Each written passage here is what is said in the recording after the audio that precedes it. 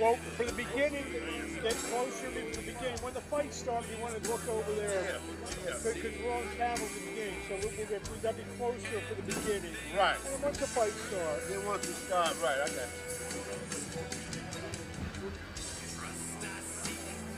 Let me go get my paper.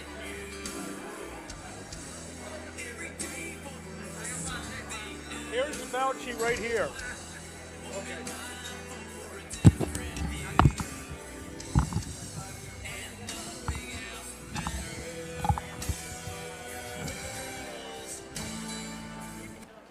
The Tempur-Pedic Adapt mattress was designed to help make aches and pains a thing of the past, because only Tempur material eases your pressure points in a way no other mattress can.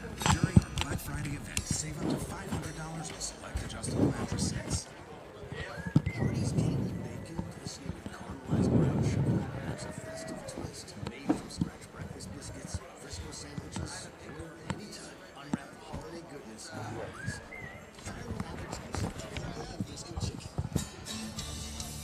Yeah.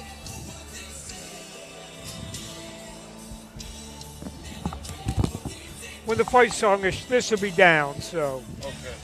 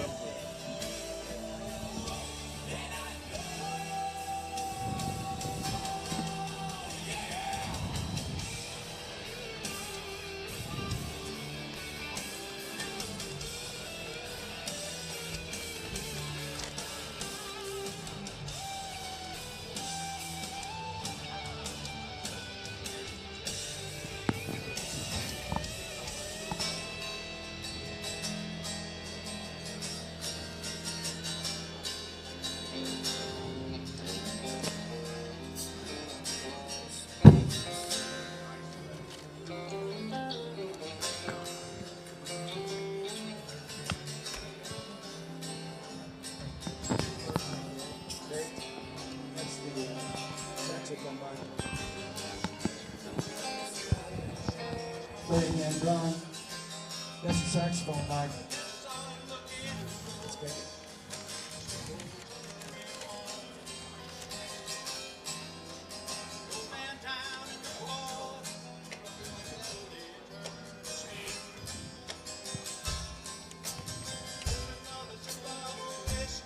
Country tune.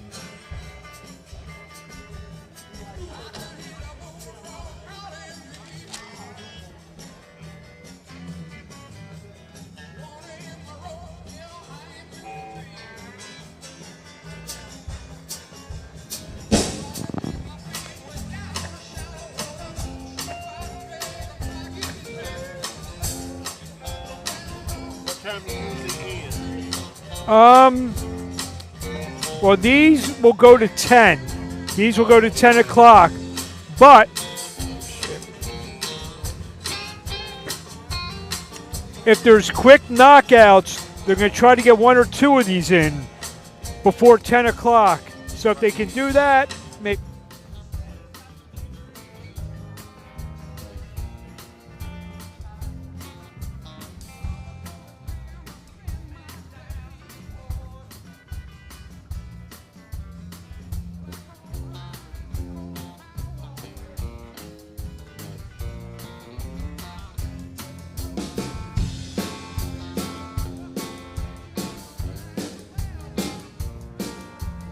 Or 10 o'clock. He could either be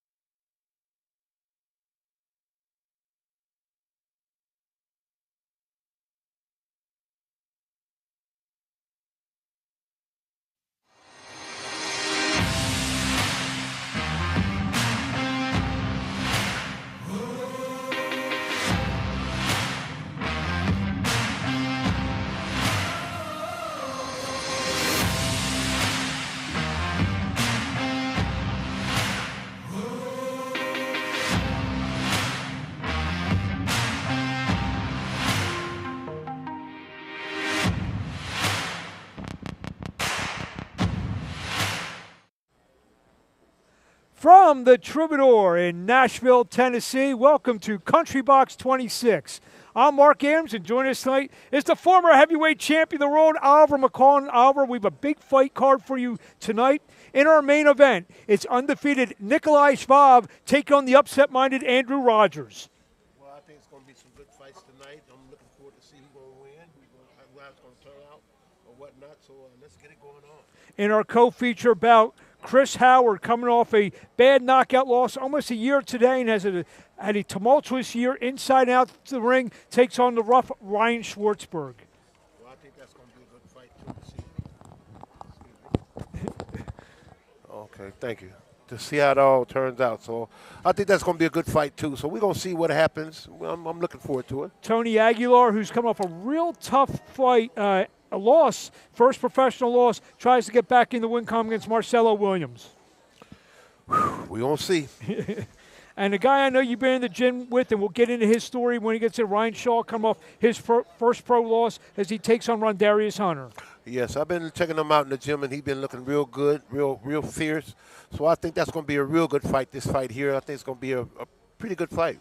Well, as always, we have a great musical act. Century 2 recording artist Kish Moody from Blytheville, Arkansas will kick off the night. So let's throw up to our ring announcer, Mike Rogers.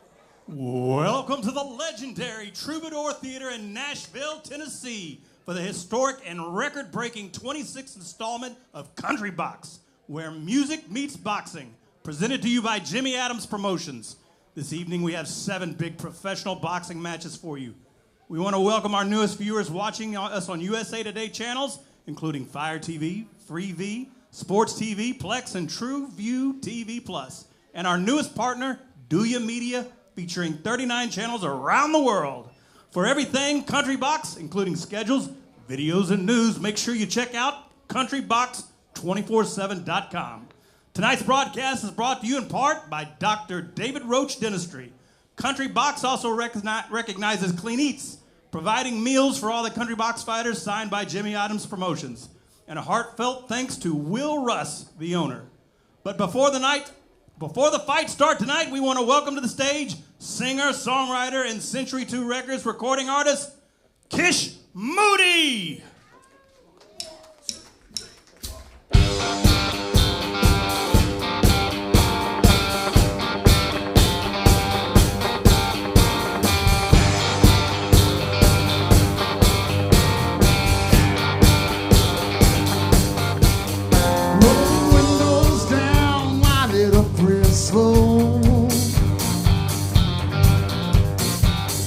In this beat up Chevy where the good times flow, and the girls downtown turn of the heat with legs so long they stretch across the street. There's something in the air, they call it smoke. This country boys living for the weekend cold. I'm the midnight smoker rolling with the breeze. I love singing my songs and feeling free. With my beat up truck, you know I don't give a damn. A girl so fine, man, you know who I am. We're cruising fast and burning slow. Pass it over here, I'll take another toll. With my wheels, my girl, my bag of green. Life is a rock and roll dream. I'm the midnight smoker.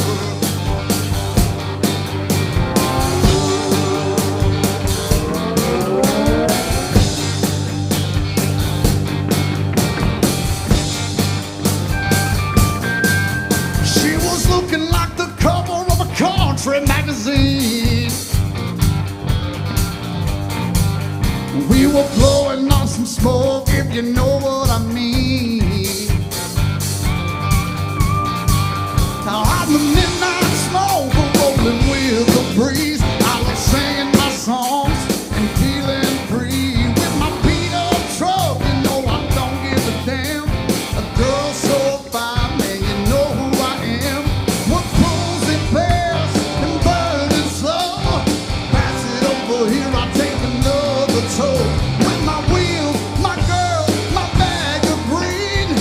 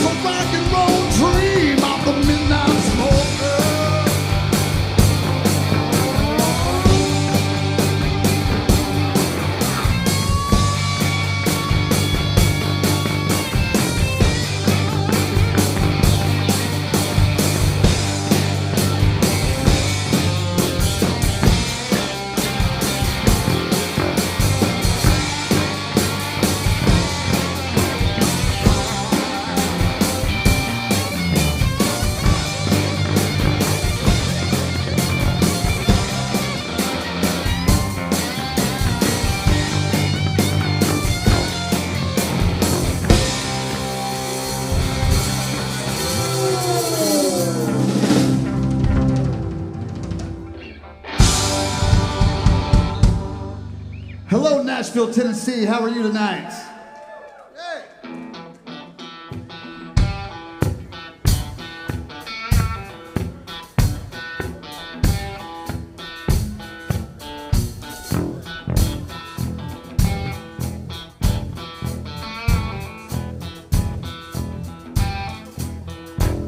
Oh, how I wish I was a catfish swimming in the deep blue sea.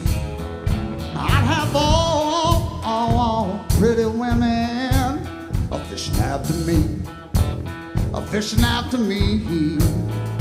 Well, I'm broke, child, and hungry.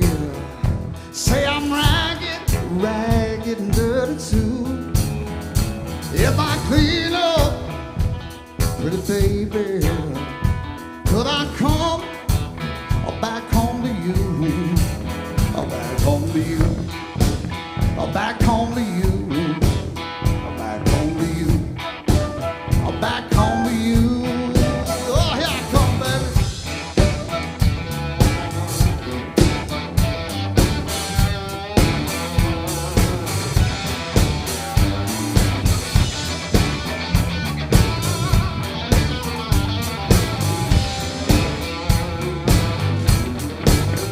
Say I'm leaving, baby, I'm leaving. Crime won't make me stay. The more you cry, pretty baby, further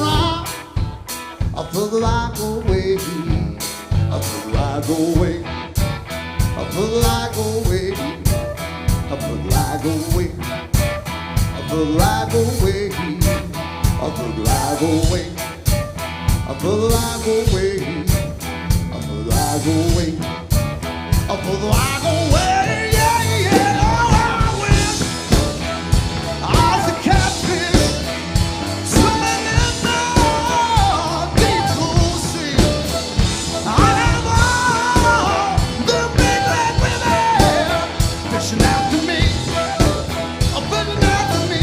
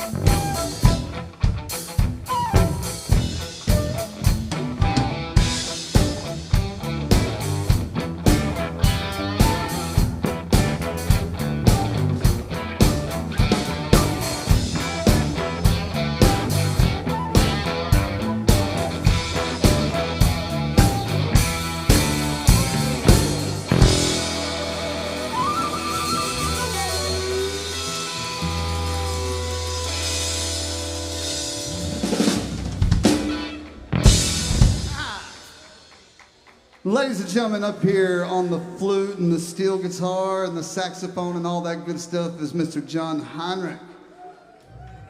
Nashville royalty and legend, in my opinion. I met him a couple years ago when we recorded a song here called Whiskey Train. Yeah, hey, does everything sound good? Everybody happy? Everybody having a good time? Nice.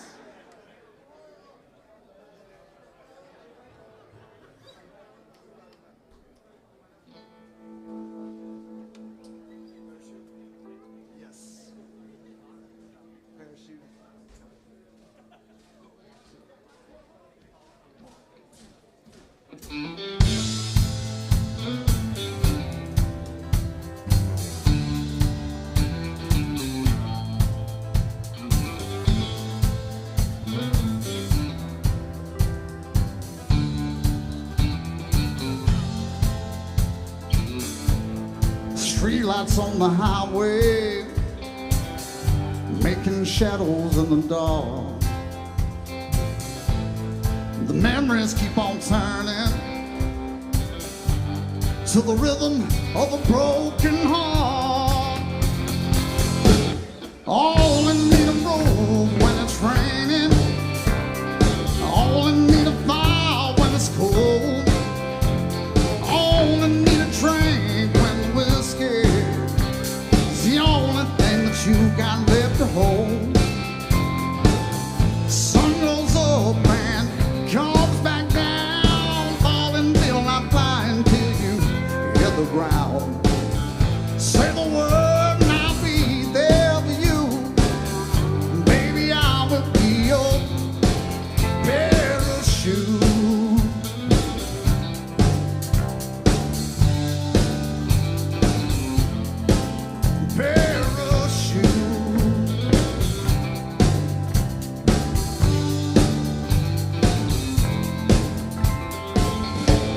Song that I remember, I never learned to play. A lifetime of forgotten words I never got to say. All in need of road when it's raining, all in need of fire when it's cold, all in need of train when the whiskey is the only thing that you got left to hold. Sun goes up and come back down, falling till I'm flying till you hit the ground. Say the word and I'll be there for you. Baby, I will be your parachute.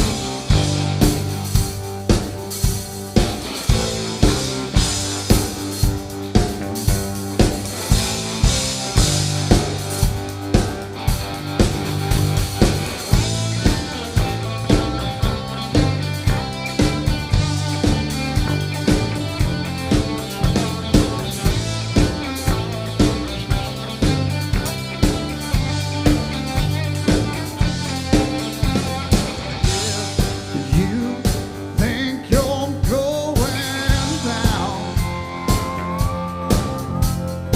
just know I will be around. All in need of roof when it's raining, all in need of fire when it's cold, all in need of drink when the whiskey is the only thing that you got left to hold. Sun goes up and comes back down, falling till I'm flying till you hit the ground. Say the word and I'll be there for you. Baby, I will be your, baby, I will be your parachute.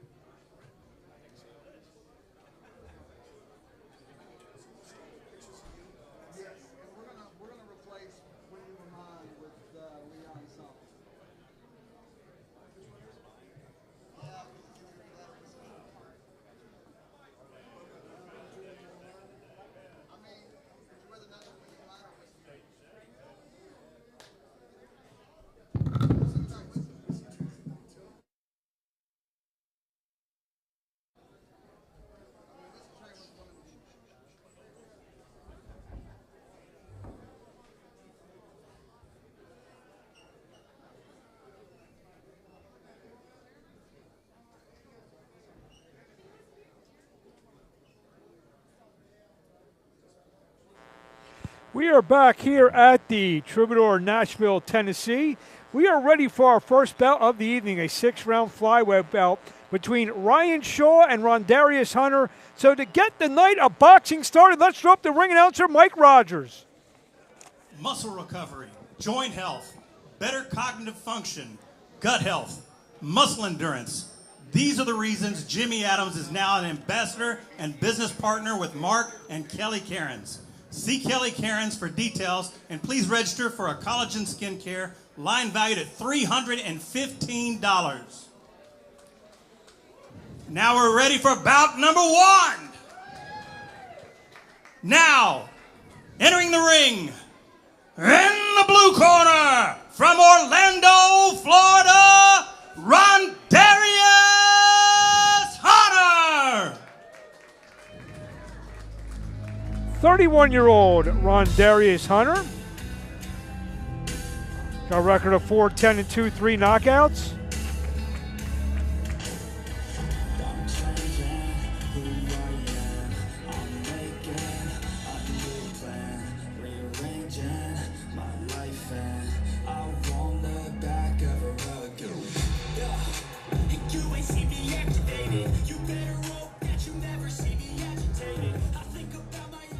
Now, entering the ring, in the red corner, from Nashville, Tennessee, Ryan Showtime Shaw!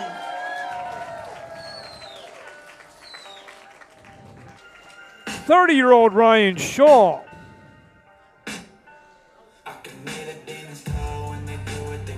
Ready to make his return to country box.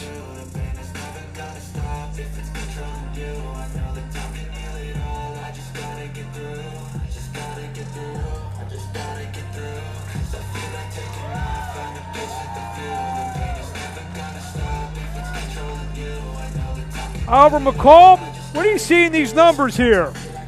Well, first of all, both of them are a good age, 30, 31 years old. Good age for the type of number of fights they have. Ryan Shaw, he's definitely, I think that he's more of a power puncher. I've been around him, been in the gym with him for a while, and he got good potential, great potential. Well, to get our first bout star of the evening, let's throw up the ring announcer, Mike Rogers. Ladies and gentlemen, let's get ready for the thunder! We have a special attraction tonight in our first fight of the evening. It's 6 rounds in the flyweight division, presented to you by the Jimmy Adams Promotions. Introducing, first, fighting out of the blue corner. He weighed in 111.8 pounds. He's a veteran of 16 professional fights. From Atlanta, Georgia, please welcome Rondarius Hunter! And in the red corner, weighing in at 111.8 pounds, he hails from Nashville, Tennessee. His record is an outstanding one with 7 wins, just 1 loss, and all 7 big wins coming by the way of knockout. Please welcome to the Music City, Ryan Showtime Shaw!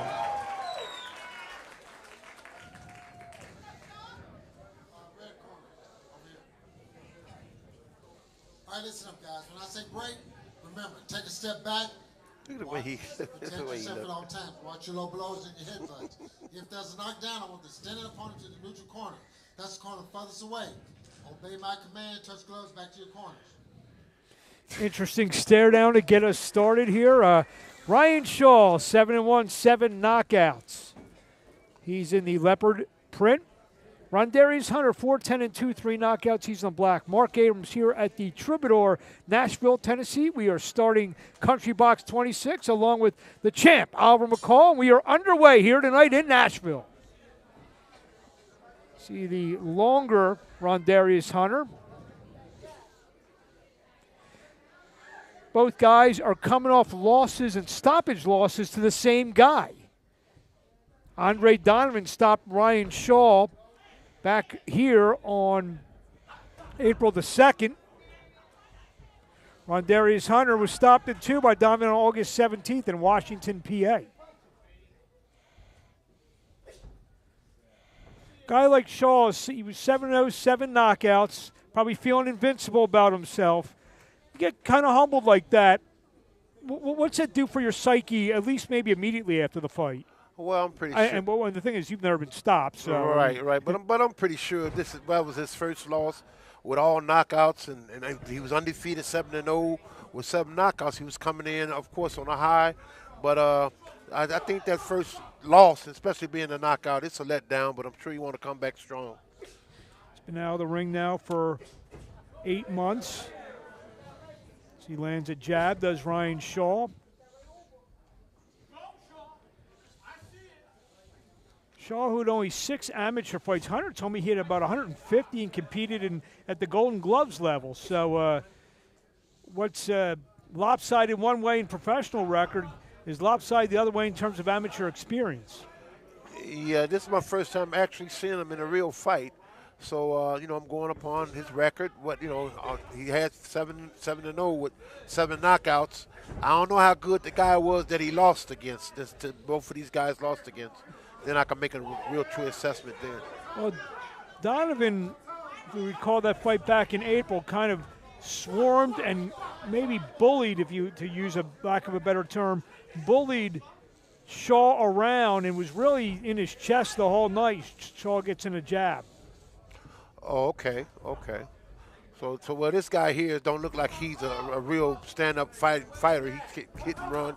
I think he's gonna try to stick and move. So Shaw should have a pretty much a easy night. I hope so. We'll see. It's a good first round though. A little feint by Shaw. Just misses with the right. Places a right hand to the chin.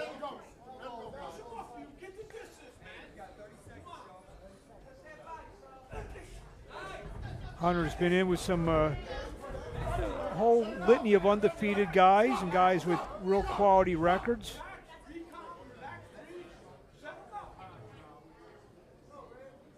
But he's capable. He's been stopped 6 of his 10 losses as Rondarius Hunter. We come to the end of round 1, scheduled for 6. Shaw and Hunter. That's time.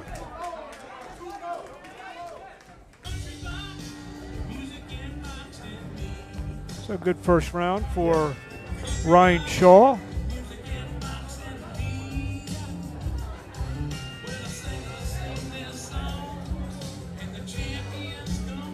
Some of the action in round 1. Albert. Almost called you Albert. I'm used to Albert being.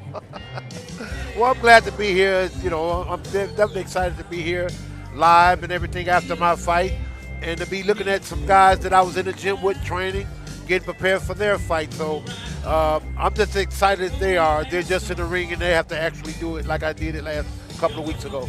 I guess after training them, we're almost ready for round 2.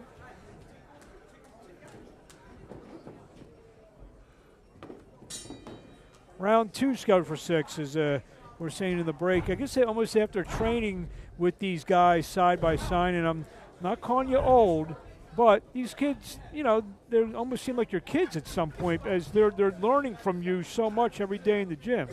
Well, yeah, they see certain things that I do and the way I go about doing it and whatnot, and they ask me different questions on why I'm doing it and stuff like that. I'm excited to get them information, of course, because I want them to be the best that they can be, and just had the opportunity to get up to the top. And, it's a hard jab by Shaw that drove Hunter back. He walked right into a jab, and Hunter's mouth is wide open now.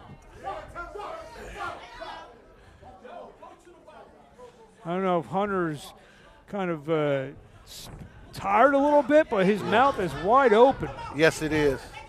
You see Shaw now trying to go to work on Rondarius Hunter. Good right hand. He should turn up the heat a little bit.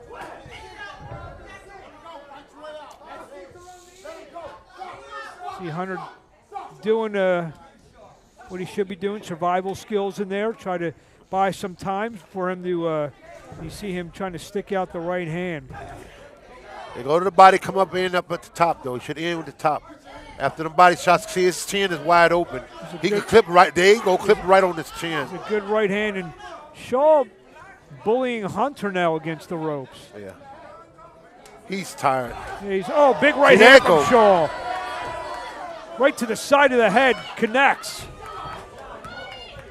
Let's see if Ryan Shaw with just under half the round to go. Good right to the nice body shot. And down goes Hunter.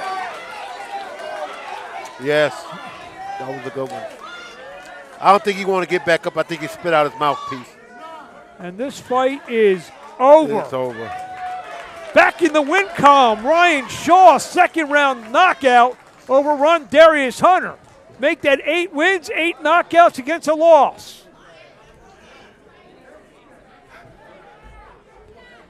So he had the man hurt, and he jumped on him. Take a look, Oliver. Tell me what you see here.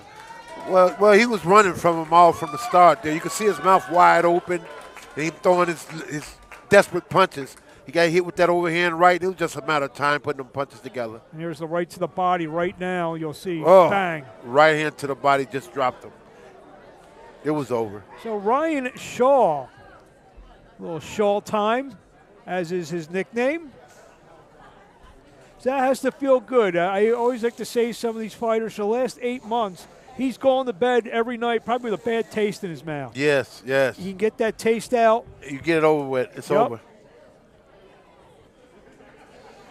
Get that, and you can see he's got a big smile. Ashley Adams taking the tape and gloves off of Ryan. Yeah, I know he's excited. I know he's glad to get it over with and everything. Matter of fact, he got over with somewhat around when I got mine over in the second round. So I'm sure he's feeling good. Yeah, ready to get back in the gym. There you have it. So to get the time of the stoppage, let's throw up the ring announcer, Mike Rogers. The boxer was counted out at 156 of the second round. And the winner, in the red corner, Ryan Showtime Shaw! Ryan Shaw, 8 knockouts. Kicks us off tonight with a second round stoppage over Rondarius Hunter. So I noticed that, how long has it been since you've been in the ring? April. It's been since April, so. Yeah, it's been since April, so. It took you a little minute to find your pace, but when you found it, you were very comfortable in there. What was going through your head as you started to see him slow down? I was going to get physical back. You know, it's just what something I learned from my last fight. Just be more physical, man. So, you know, I just knew he was coming in wild. He was rugged, so I was like, I'm going to just get physical back and just let everything play out the way it's supposed to. So, yeah, that was the plan, just be physical. Be strong. What's next in your future? Anything. I'm ready, you know, right back. I don't feel like I have any ring rust. I've been training hard, so yeah, I'm ready, man. Whatever's next, yeah, I can fight tomorrow. I can fight again tonight, you know, so I'm ready. Ladies and gentlemen, you heard it right here. Ryan Showtime Shaw is ready for anything and anyone. There you have it. Ryan Shaw goes to 8-1. We'll be back with our next bout in just a moment. Country Box 26.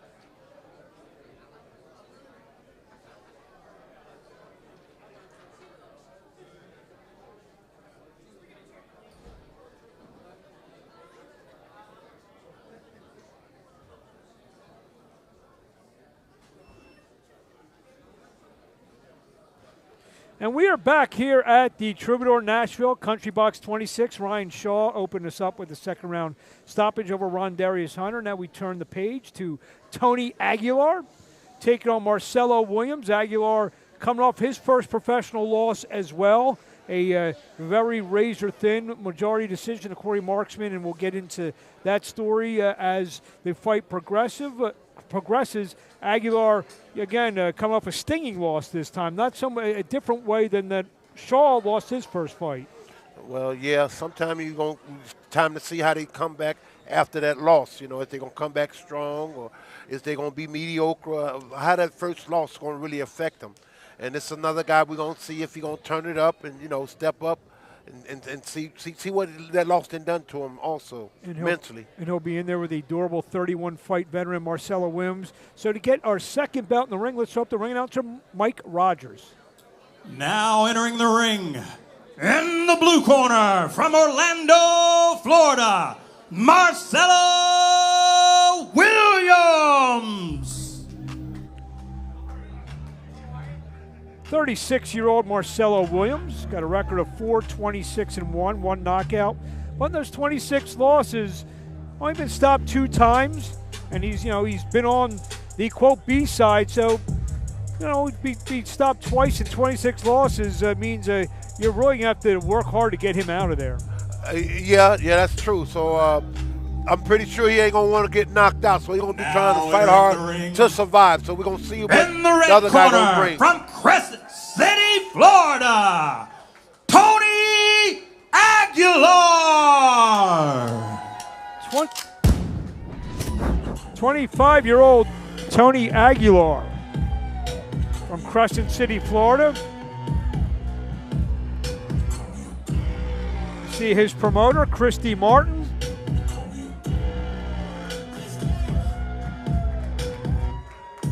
The Hall of Famer.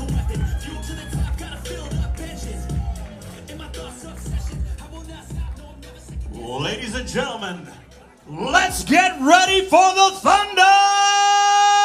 Our next big fight of the evening is scheduled for 6 rounds in the lightweight division. It's brought to you by Jimmy Adams Promotions. Introducing first, fighting out of the blue corner, is a veteran of 31 fights, and he weighed in at 138.4 and is fighting out of Orlando, Florida. Please welcome Marcelo Williams. And in the red corner, he weighed in at 138.6. He has an outstanding record of 12 wins, 1 loss, and 4 big wins coming by way of knockout. From Crescent City, Florida, please welcome Tony Aguilar.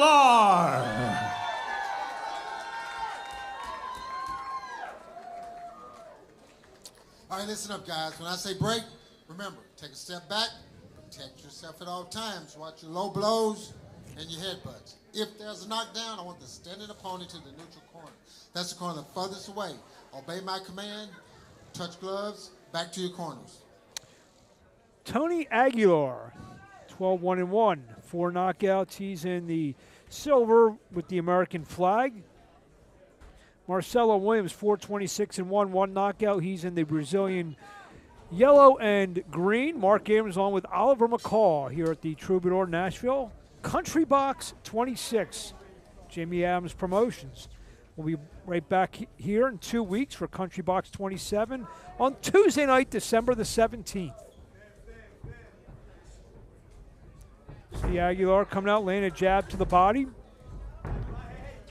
Like we mentioned, Aguilar coming off that majority decision loss to Corey Marksman. That was on one of the big Jake Paul cards, so he was on a big stage. That was actually a rematch of a draw that him and Marksman had. So, and he was very disappointed. I talked to him last week. Good uppercut from Aguilar.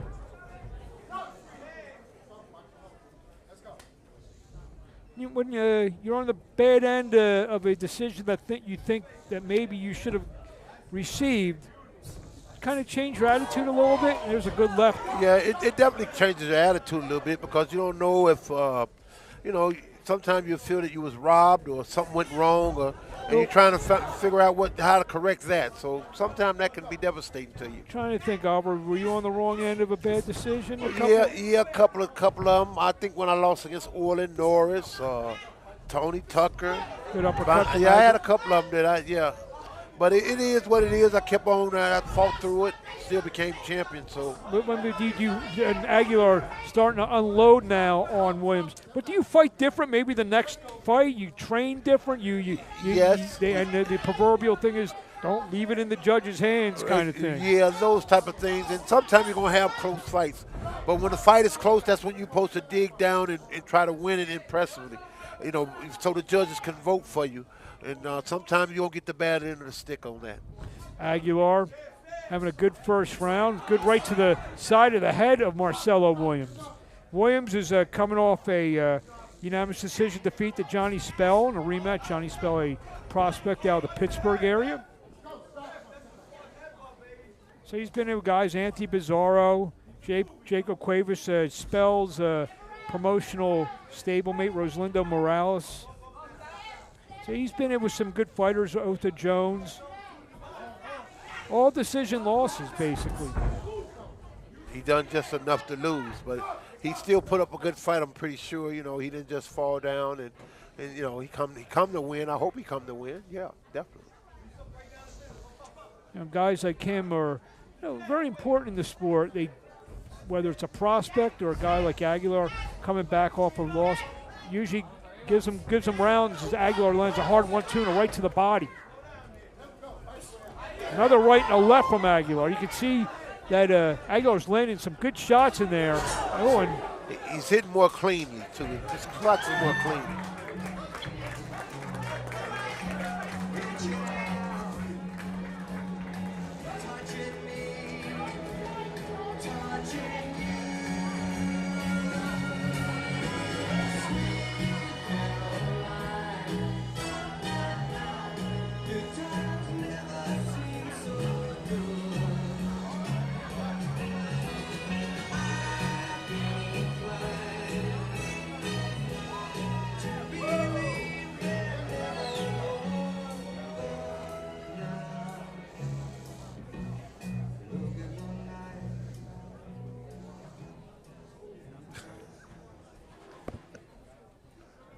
round 2.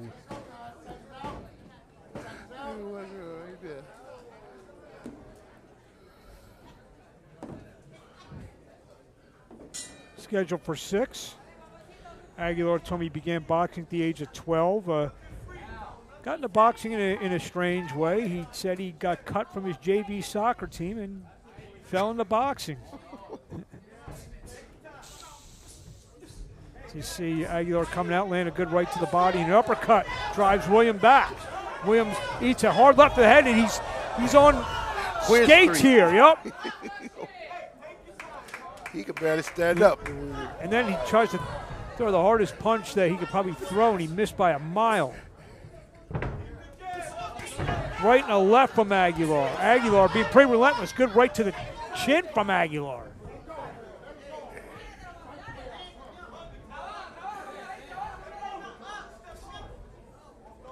We talked before the fights, and we knew Marcelo Williams was going to be a tough out in there. Yeah. Aguilar is slowly, I think, breaking him down. Yeah, and the guy he's fighting, his reflexes are real slow. So he should be able to catch him. I think he should be able to catch him on the end of it. Throw a slow 1-2, he'll get him. You can see he's a little awkward too, Marcelo Williams. He is, ain't he? Good jab from Aguilar.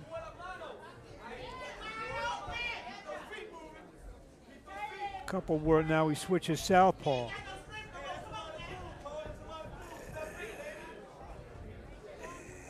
Williams, who is born in Brazil, now calls the Magic City of Orlando, Florida home.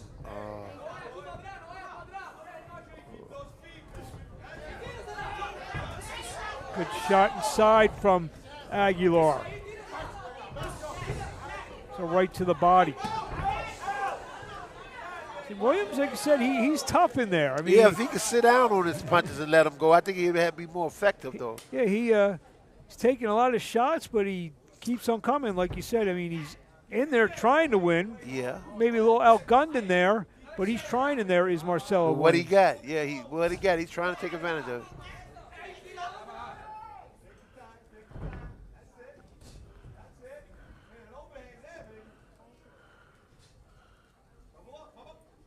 See, Aguilar misses with the right hand. Trying to size up Marcelo Williams. They hold. Aguilar had about 75 amateur fights, so he had a solid amateur career. Good right hand from Aguilar. 75 amateur fights. We come to the end of round 2, scheduled for 6, Aguilar and Williams.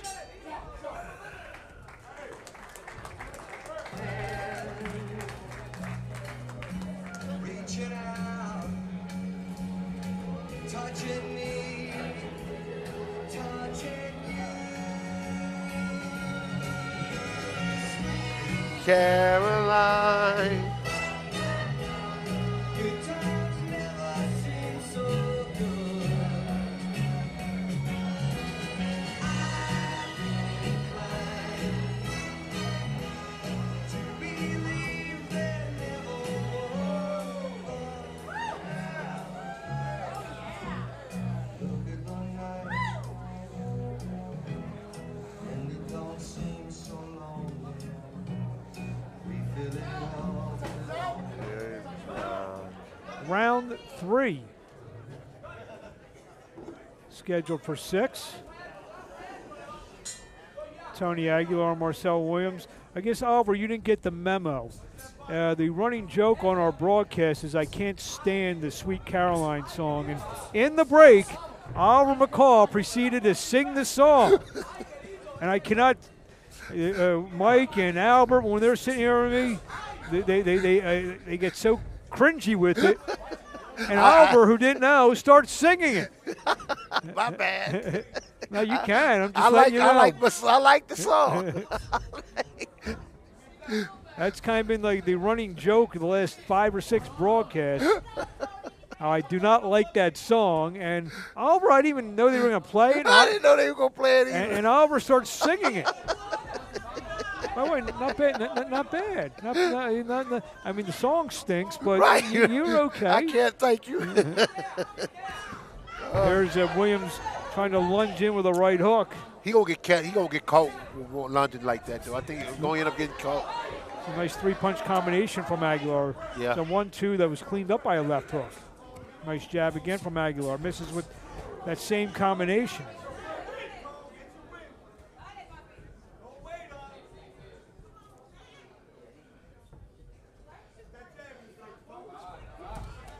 Williams from the southpaw stance tries to get inside with a left hand.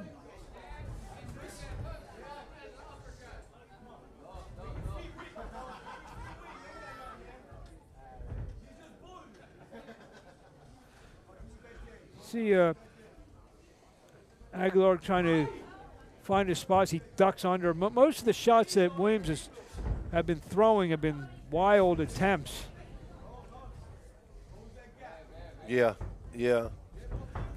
But I was thinking Aguilar been settled down and got more, just a little bit more experienced with how he's delivering his punches. You know, Well, you can tell he's the more schooled fighter in there. Yes. There's a left from Williams. And the guy he's fighting is making a lot of mistakes, a lot of. Look what he done That was a low blow. No, he bumped his head into it.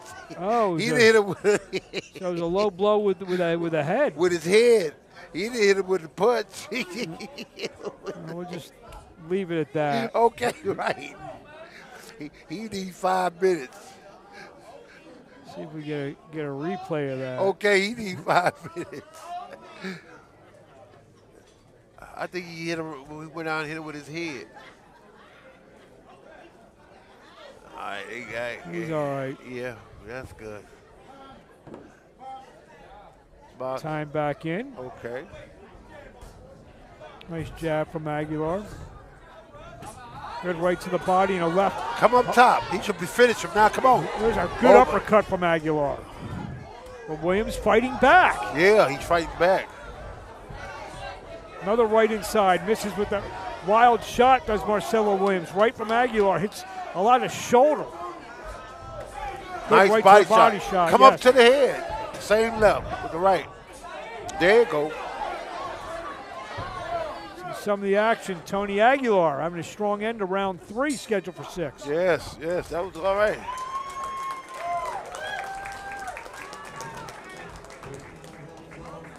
We will be back with round 4.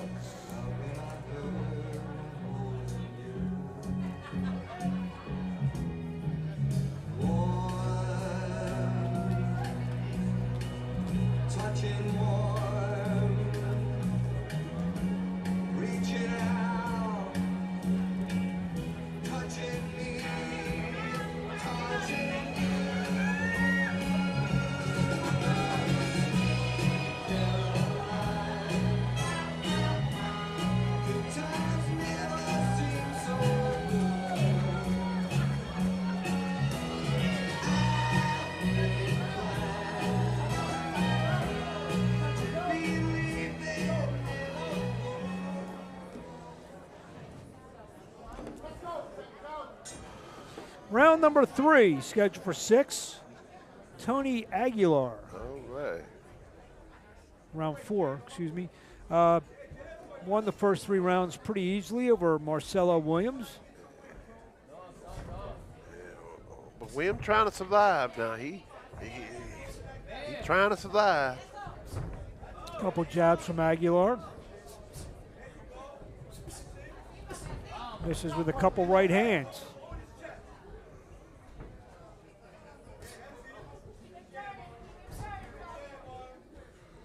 Aguilar trained by Ron Costello, Crescent City, Florida. Nice right hand from Aguilar. Back to the jab, back to a second jab, and a third. There's a right and a left from Williams. So that's the one thing. I don't know how much power Williams brings, considering he only has 1 knockout in his 31 fights. Oh, but, right. But he's landing these wild shots every once in a while. I'm surprised they didn't knock nobody out. But he will throw him wild, won't he?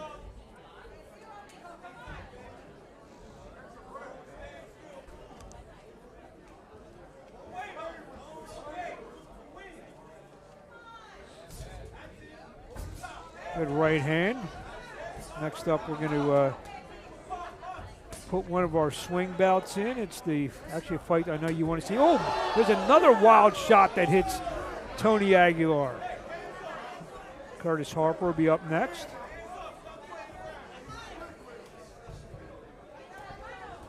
Uppercut from Williams.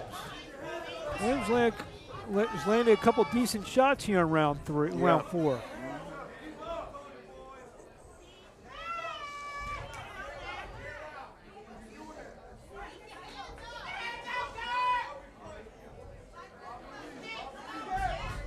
Jab a little short. Williams tries to land a right hand from distance.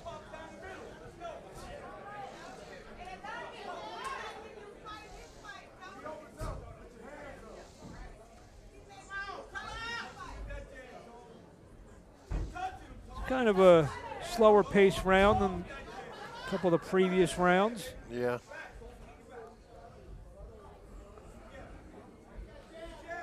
Aguilar's been 8 rounds on a couple of occasions.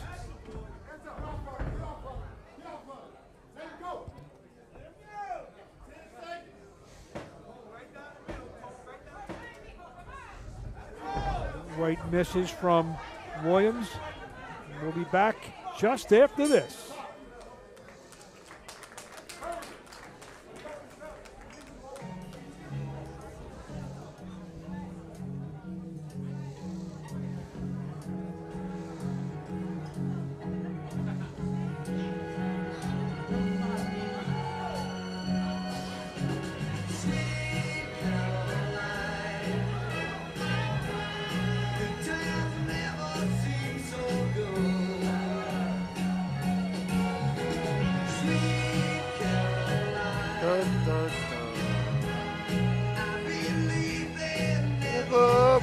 Oh, yeah, let me stop. The Sweet Caroline. See some of the action of round 4. Oliver. Yeah, they going at it. They trying to go at it a little bit. Yeah.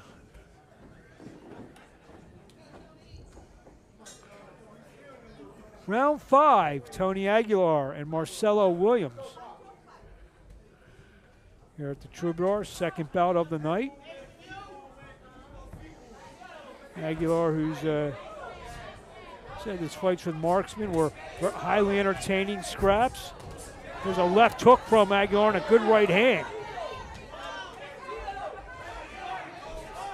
Another right from Aguilar. Uppercut on the inside from Williams.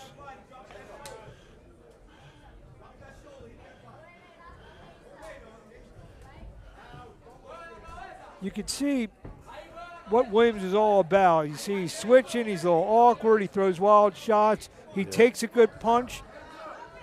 Not skilled, not really that skilled, but durable. Very durable. And it's kind of like what was on the scouting report. Yes, yes. He ain't no easy win. He throw wild shots. He can hit you with one of them. Definitely going to make you at least sweat in there a little bit. Yes, sir.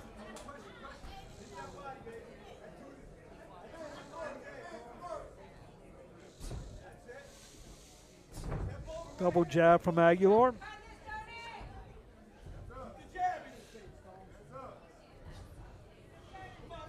See, Aguilar is trying to find his spot in there. He misses with the right hand. Williams tries to shoot back with a couple shots. Yeah.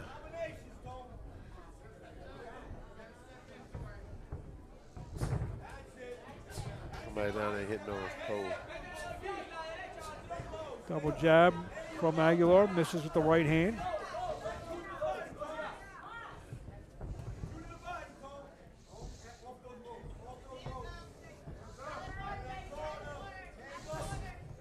You see Aguilar, he's just a little slow with the trigger as Aguilar tries to land a counter right, counter left from Williams. And that's been around 5. Williams, again, I don't think he could throw anything straight, Williams. Everything is real looping and exactly. wild. He don't have control with his shots. Way off target.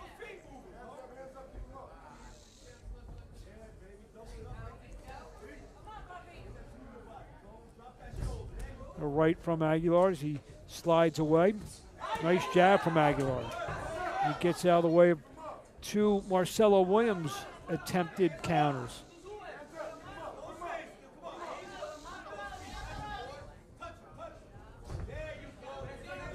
See Aguilar back to the jab. This fight's in the center of the ring. Aguilar is leaps and bounds better than.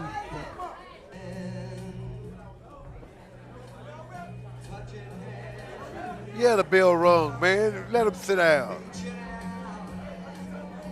He didn't even hit the bell.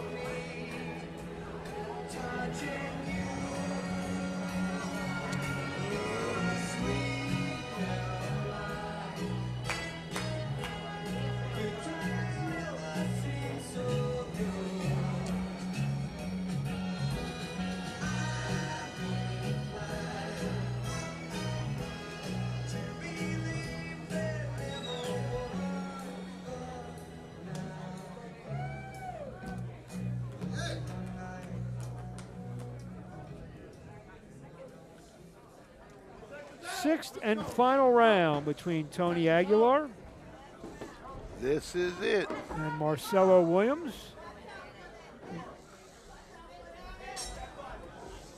So we have Aguilar comfortably ahead through 5 rounds as we come to the 6th and final round.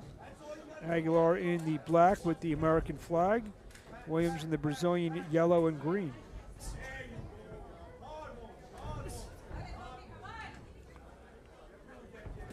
Williams lands an uppercut.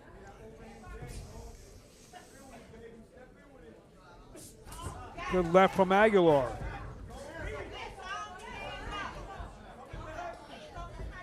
See Aguilar, when that fight's in the middle of the ring, is Williams misses badly again with a right hand. Hard right from Aguilar and a left hook.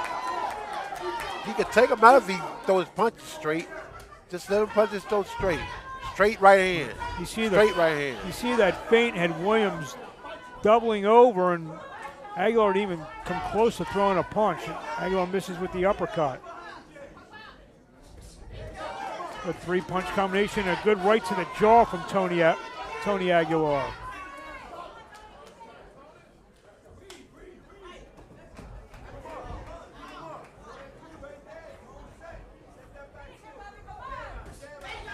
Good straight right hand from Aguilar.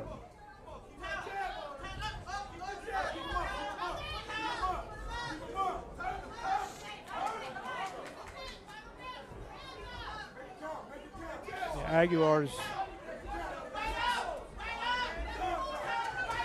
dominant. And you see Marcelo Williams trying to land a punch. I mean, like I said, he keeps him honest, landing a punch here or there, but Aguilar's having a big round 6.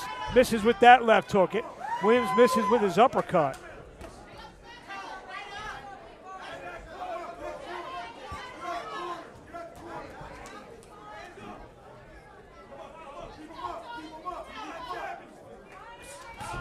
Left to the body from Aguilar, left hook from Williams.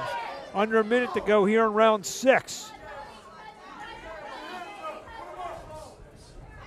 3-punch combination from Aguilar. Solid, if not as spectacular, but a solid performance from Tony Aguilar. Oh, a good right hand from Williams. Yeah. That's the only thing, that's the one thing he's gotten hit with some wild punches from Marcelo Williams. But at times, Tony Aguilar was very good with his combinations in this fight. Yeah. He's got to take it back to the drawing board, see what he needs to correct and perfect more. From the end of the 6th and final round, Tony Aguilar and Marcelo Williams.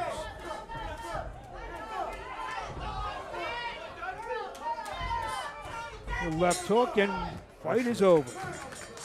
That's it. Solid performance from Aguilar. Yeah, yeah. Said you're in the midst of training guys now, being in the gym around a lot of guys. What would you say that Aguilar needs to look at going forward? Well, basically, just work on his offense, keeping his hands up, and throwing straight punches and coming back right above, right beside your chin. Just some of the basics. Just some of the basics he needs to kind of just get right. Yep.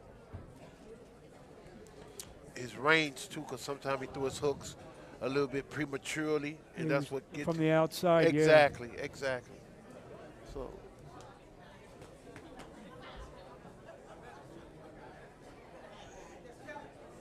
Tony Aguilar looks to go to 13-1. 1-1. How many knockouts? 4? 4. Well, like I said, and like Shaw in the first bout, do what you got to do. It's you get that win, get that bad taste out of your mouth. That's right. Get your confidence back. Not that I'm saying these guys lose their confidence, but just get that winning feeling back. Yes, after a loss, you got to get that back. And Mike Rogers just going over the scores, make sure he has them right. And to listen to what most likely will be a Tony Aguilar victory, let's throw up to our ring announcer, Mike Rogers.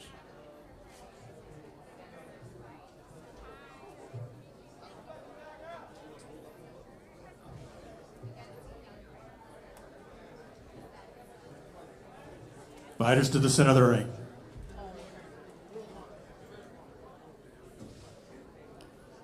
Ladies and gentlemen, please give it up for these 2 young fighters.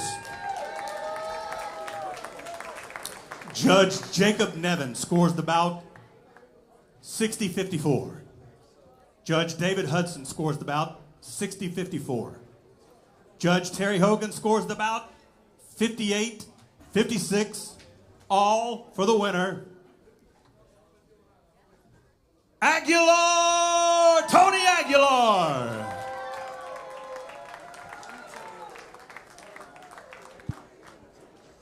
Tony Aguilar with the victory. One judge found 2 rounds to give to Marcelo Williams. Yeah.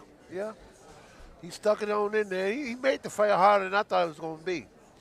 Well, we'll be back with more boxing from Country Box 26 just after this.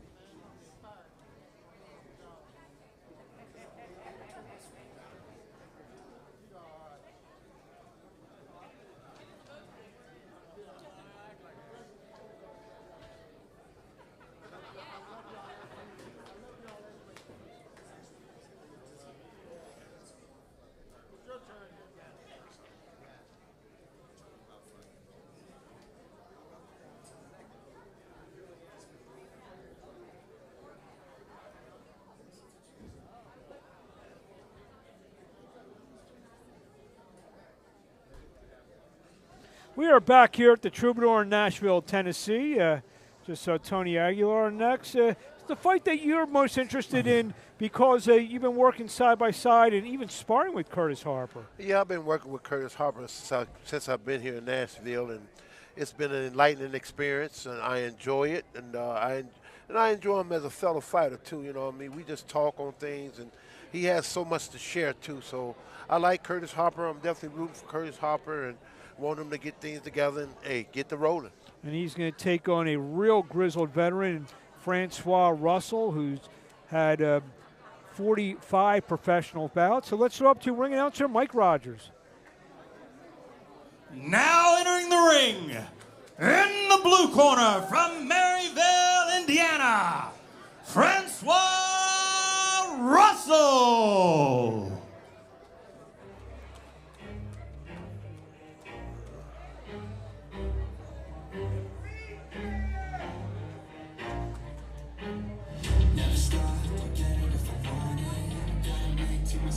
This is 32-year-old Francois Russell. He's got a record of 3-42.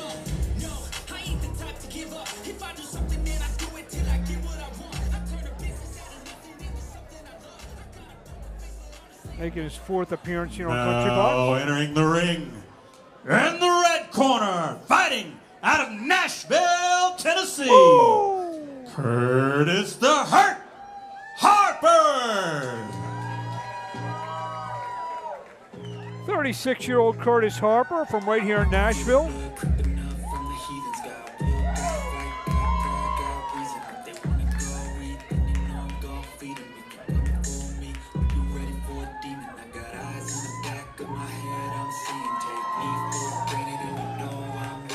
What do you see in these numbers, Oliver?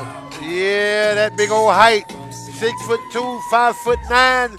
That's a big difference. Big difference. Height, reach too. We'll see if Curtis Harper uses it or even needs it in this fight. Let's throw up the ring announcer, Mike Rogers. Our next fight is scheduled for 6 rounds in the heavyweight division. And it's presented to you by Jimmy Adams Promotions. Introduced first, fighting in the blue corner. He is a veteran of 45 professional fights.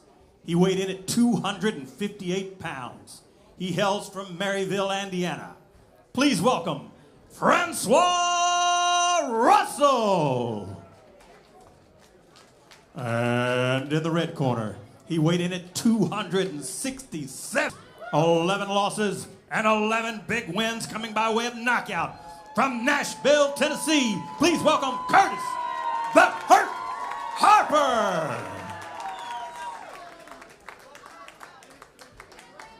Okay, Jim, you already received your instructions earlier. Trust look good, not too hot. All right, this is my command all time. Protect yourself at all times. All right, touch gloves, go back to the corner, let it go. Curtis Harper, 17-11, 11 knockouts. He's in the purple trunks. Francois Russell, 3-42, 3 knockouts. He's in the black trunks. Mark Abrams here. Country Box 26 at the Troubadour in Nashville. Jimmy Adams Promotions with the champ, Oliver McCall. You see the big size difference, and Harper's going right after Russell. Yeah. Russell's been stopped 30 of his 42 defeats, and Harper's being very aggressive here early. I'm expecting him to come out strong. Yeah, come out strong. You see a guy who's 5'9" and about 250-something pounds. Is that a target for you, Oliver? Yeah, you know, it depends on how you throw your punches and whatnot, but the way he's moving and playing around there, I'm pretty sure that it shouldn't take Curtis too long to hit him. What have you seen from Curtis in the gym? Well, we box different from this guy here because I ain't 5'9", but we've been getting some good sparring in or whatnot, and just working on footwork and keeping your hands close to you. You know what I'm saying? After and doing your punch and stuff like that. We've been working on some stuff. And Harper, who's been in with a lot of name heavyweights, guys that we've seen, Damian Kanaiba, Bakhtiar Jalilov. He's coming off a first-round stoppage over Antoine Tubbs on September 3rd right here on Country Box. And like I said, Russell was stopped in 2 on May 7th to Fernando Cuza right here on Country Box as well. Right. Cuza's another guy I know you work in the gym a lot. Yes, yes. I like Cuza, and he's coming along very strong and being diligent in the way he's training and whatnot, so I'm very proud of him. And speaking of young Cuban heavyweights, later in our show, we're going to see Yoandre Rodriguez. Oh, yes. Oh, 18 years old, 6'7", 260-plus pounds. As Curtis Harper needs to tie his boot. Yeah. I'm glad they got that straight.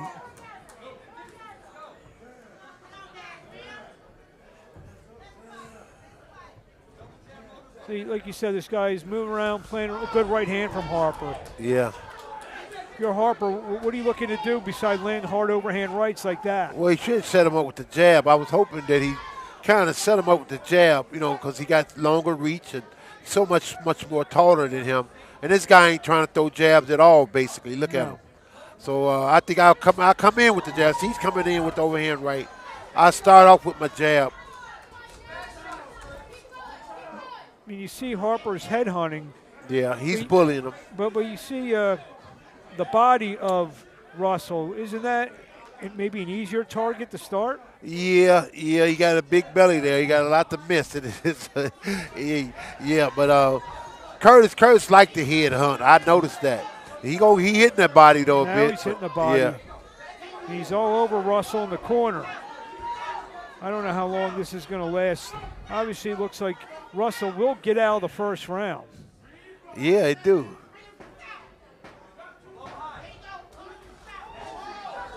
And a hard left, and down goes Russell right at the end of the round. Yeah. But Russell's going to get up. Russell's going to get up. He's maybe a little dazed. We'll check out what happened at the end of that fight. There was a left hook right on the right to the face that set all that up. Right hand, left hook. Yeah, it was a left, and then a little kind of slug while he was down as well. Got to be careful there. Yeah, don't want to get disqualified. No.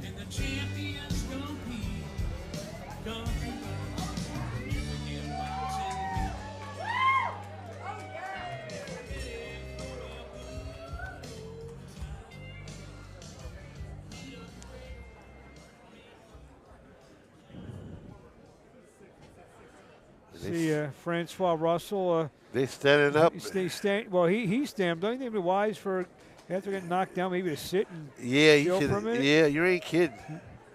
Take that stool, man. I guess he can say, "Well, I'm giving him all this what's around here." George Foreman ruined it for everybody. I would have took my little sit down. I'm saying George Foreman. He was one of the he stood up. First guy I saw would stand up in the corners. Now Harper coming out southpaw. What do you think of this, Oliver? Oh, yeah. He comes out southpaw. I boxed with him. Like I said, I boxed with him a while. we changed back and forth a bit, and whatnot. He's pretty good at it. Keeps his balance. Let's see how he work out. I'm one of these guys that if it's working, don't try to fix it. Right. You see another shot, and down goes Russell to a knee. Now Harper has almost the whole second round to see if he can get Russell out of there. Yeah. He just missed with that left hook. That left hook lands and rocks the head of Russell back.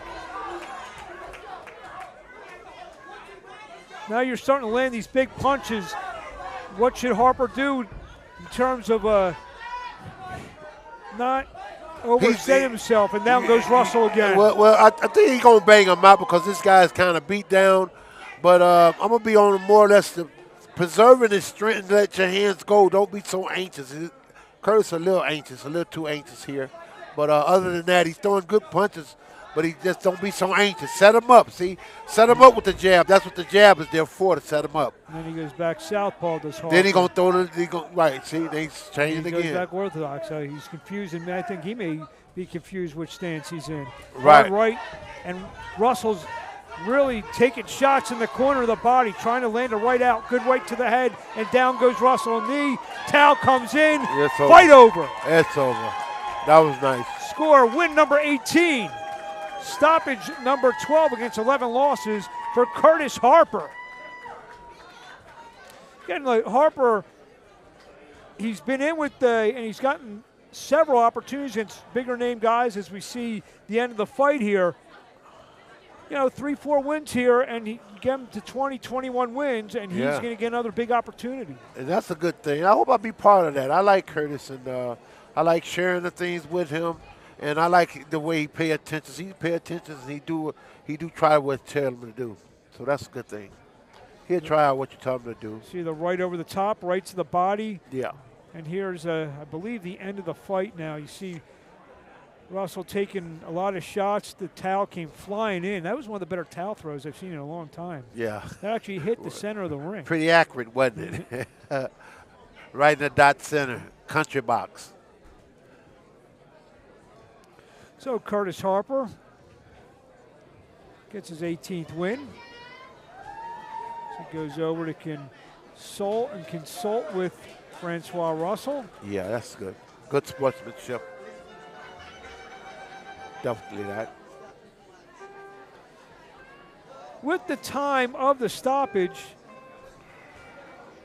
let's throw it up to our ring announcer, Mike Rogers. Ladies and gentlemen, we have a winner by the way of knockout at 1 minute and 49 seconds of the second round, Curtis the Hurt Harper! Curtis Harper. Yeah. Gets the victory. Yeah. I think Mike Rogers may have a word or two with him.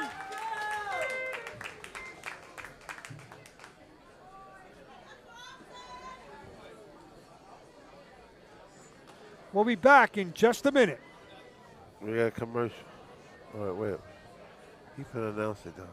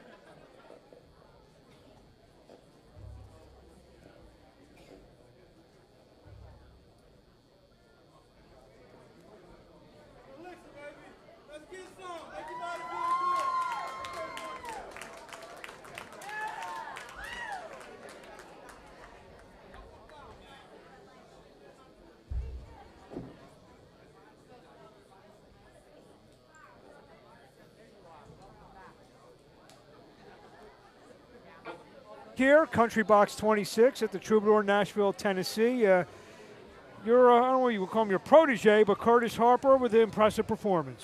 Yeah, I was definitely enthused on it and whatnot. He boxed pretty good and everything for that type of guy. And I'm pretty sure when we get back, we're going to go over some things and come back to be better. There you have it. So Curtis Harper goes to 18 and 11, 12 knockouts. I think we are ready for a little Kish Moody, so let's throw it back up to Mike Rogers. Ladies and gentlemen, please welcome once again Century 2 recording artist, Kish Moody.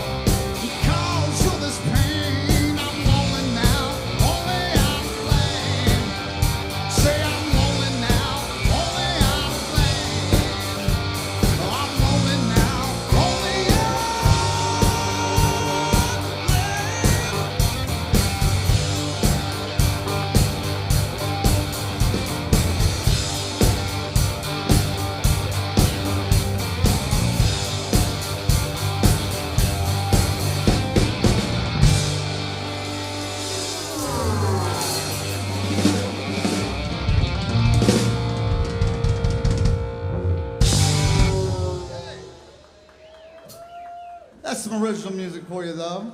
How y'all doing today? Some good fights going on up in here. My name's Kitch Moody. This next song is called Stay a While.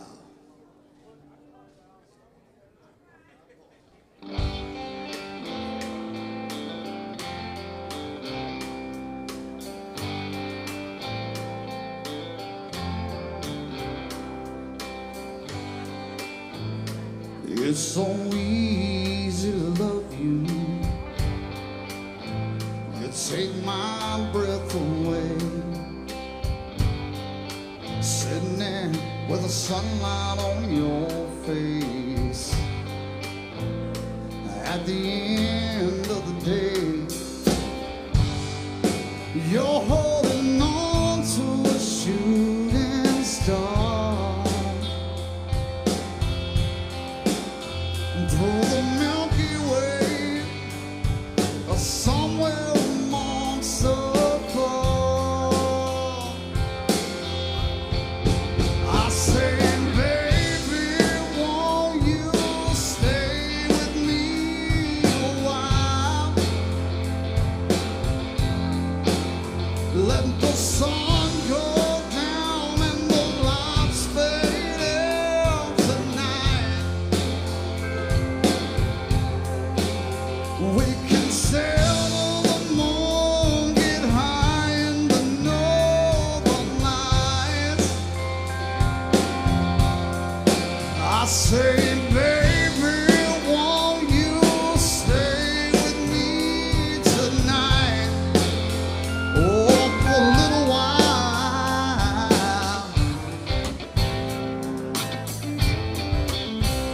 Oh, for a little while.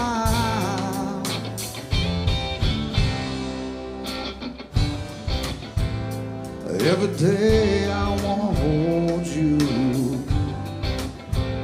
take your pain away, see your smile, hear your laughter.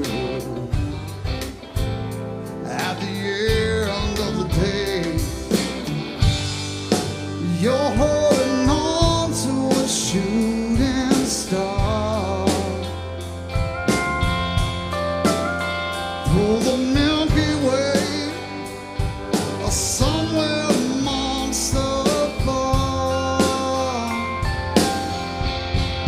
I say, baby, won't you stay with me a while?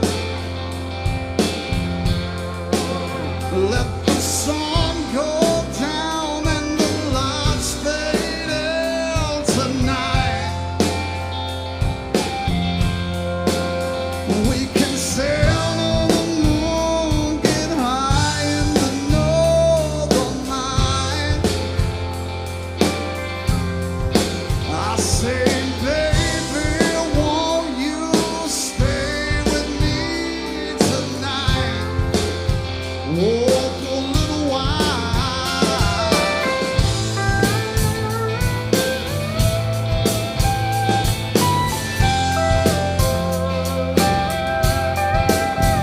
Oh, for a little while.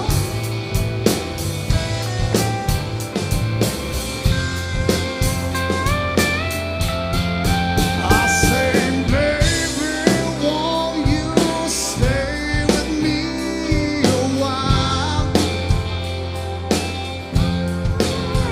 Let the sun go down and the lights fade out tonight. We can sail on the moon, get high in the northern light. I say, baby, won't you stay with me tonight?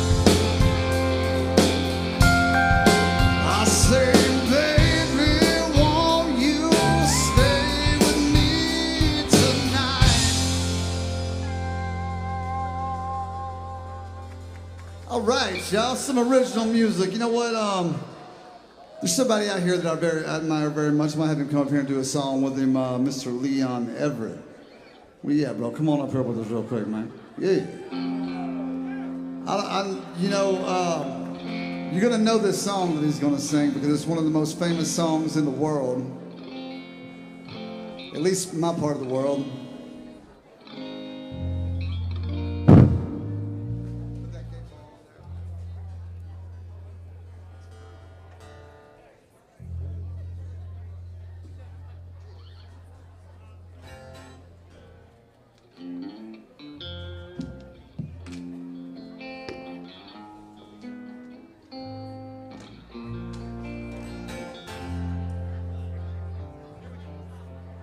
All right, come on, country box. Let me hear you one time.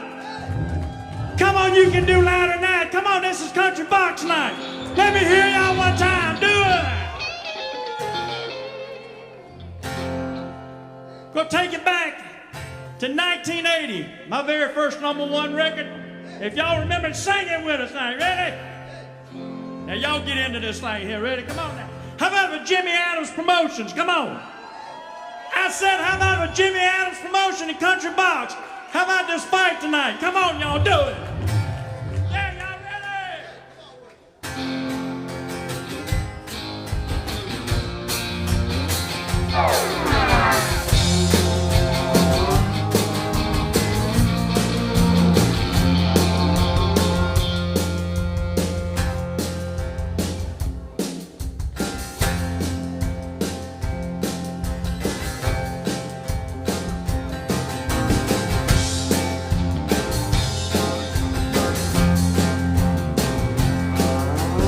30 miles out in the Gulf Stream, I can hear those south winds moan.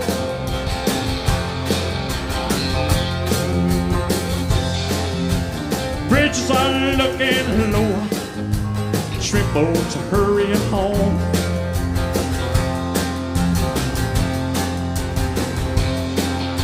The old man down in the quad surely turned his head, taking out a sip of whiskey, and then he looked at me and he said, do it! When I was born in the rain of a country tree, underneath that Louisiana moon, don't mind the strain of a hurricane, it come around every June. Happy like water, she's the devil's daughter, she's hard and she's cold and she's mean. Nobody taught her it takes a lot of water, wash away New Orleans.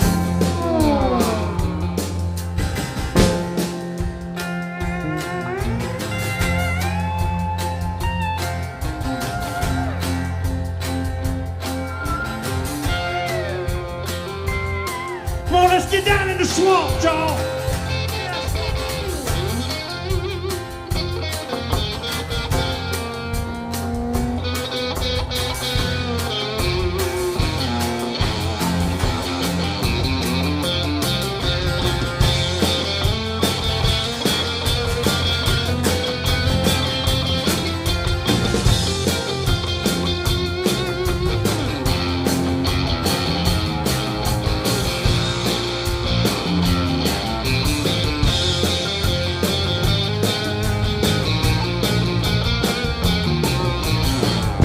Down Chicago, gonna set that levee right.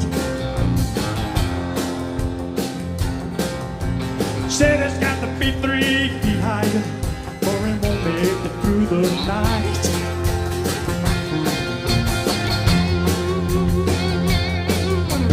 Your man down in the quad said, don't you listen to that boy.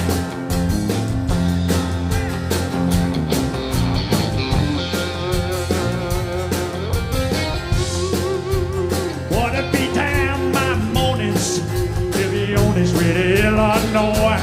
Do it! When I was born in the rain by the country tree, underneath that Louisiana moon. Don't mind the rain of a hurricane, come around every June. I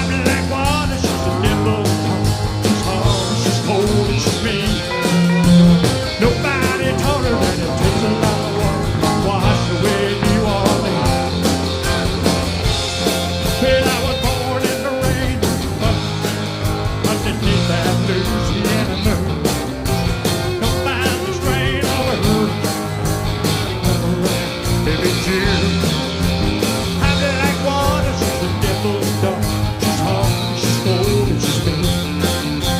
Nobody taught her it takes a lot of water. What's the way you want it?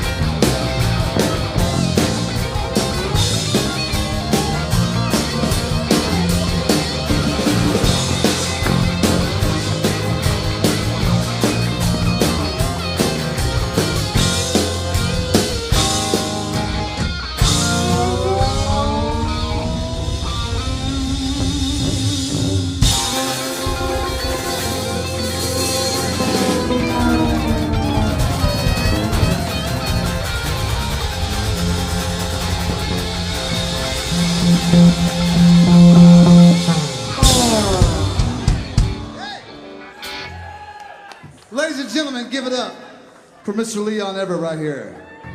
Yes. Just checked one off the bucket list, y'all. Yay. Right on, man.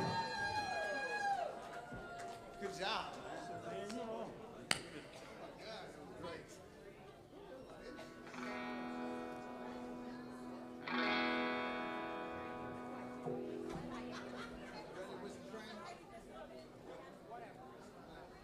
So this next song, y'all, we got out on the radio a couple years ago. It's called Whiskey Train. It made it to number 80 on the Music Row charts.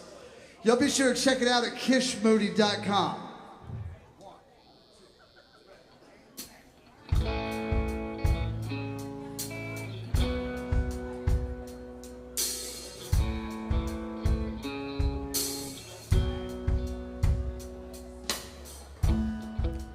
Right in the middle of the heartache, left right out of my mind, stuck somewhere between here and no return. Ain't no road, the end of the line. Ain't no clock gonna turn back time. Face what tomorrow brings, by myself fear to kill the pain. People think I'm insane, I'm standing drawn out in the rain. And tonight again I'm riding the whiskey train. And let old Jim Beam wash my blues away. This road I'm on don't go nowhere. Everything is broken beyond repair. And I'm jumping track on the whiskey train again. Yeah, I'm jumping track on the whiskey train again.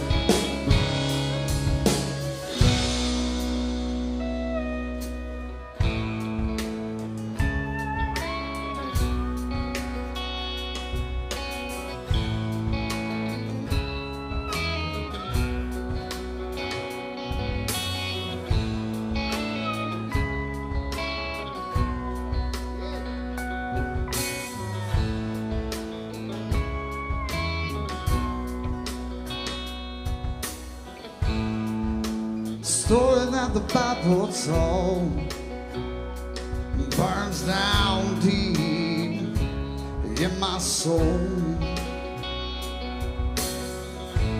It's a gate, straight is the way. Well, I ain't been straight in so long. I'll probably never make it home.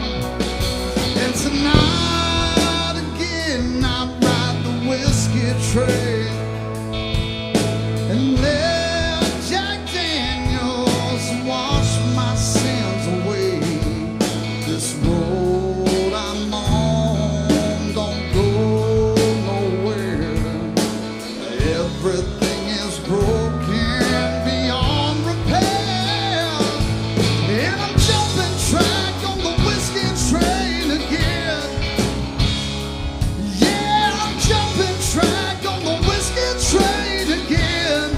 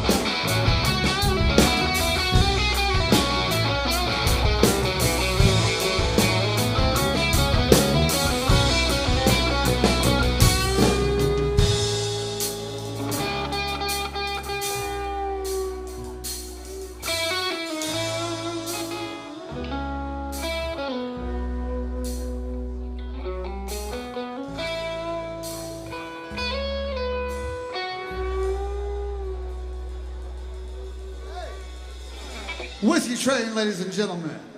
Yay. All right. Okay, take me home.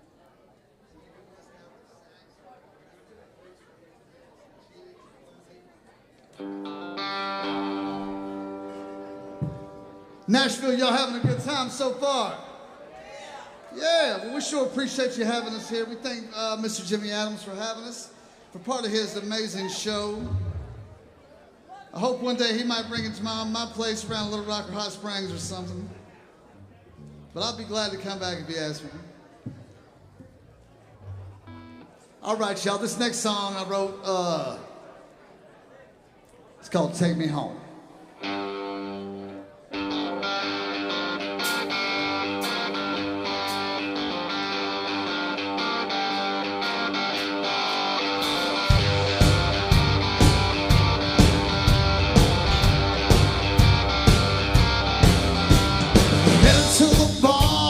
Saturday night, looking for love, not looking for a fight. I'm shooting up a whiskey and I'm already high when I look across the bar at a set of green eyes. She came and sat beside me and whispered in my ear. She said, "Come on, cowboy, get me out of here and take me home. Come on, baby, take me home. Take me home.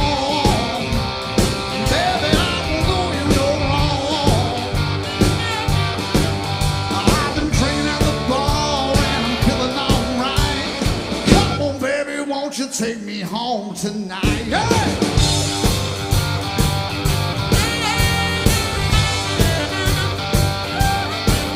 In a SUV, headed back to her place. She had that ready for love, time to look on her face. Down Highway 5 and out through the field, she said, "I can't wait to stop right here." I put it in park and turned on the key. Then we made love in the driver's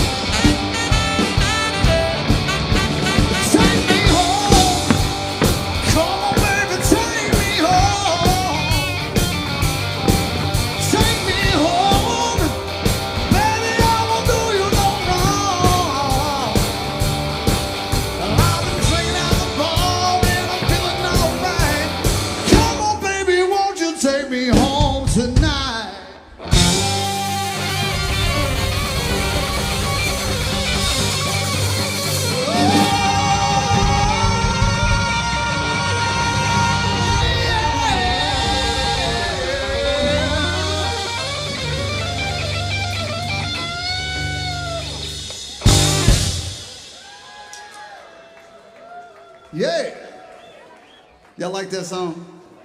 Thank you. I use it. I wrote it using my words. What we looking like on time, y'all? Okay. And I'm the president of the world. He did that at 10 a.m. and other news on Monday.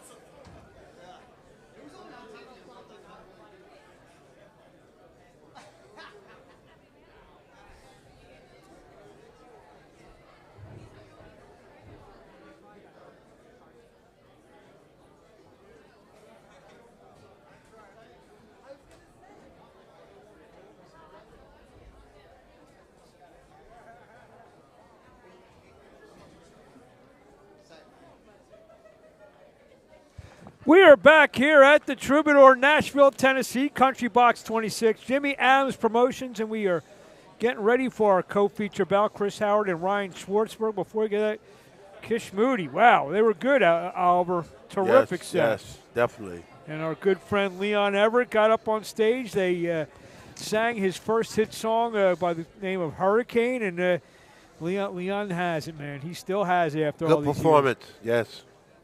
So Chris Howard and Ryan Schwarzberg, and we're getting a Chris Howard story. I know we talked about beforehand. I know it's something you can relate to, some of the out-of-the-ring problems that he's been going through, and something that like I said, the champ Oliver McCall will get into his story as the fight progresses. So to bring the fighters in the ring, let's up to ring announcer Mike Rogers. Now entering the ring, in the blue corner, from Dania Beach, Florida, Ryan Schwarzberg. Everybody in the world blind. Please, Lord, give me a sign, a sign.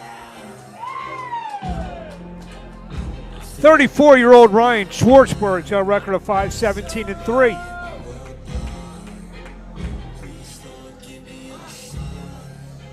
Just saw him a couple weeks ago here, about a month ago. Now entering the ring, in the red corner, fighting out of Crossville, Tennessee, Chris Hurricane Carter Howard.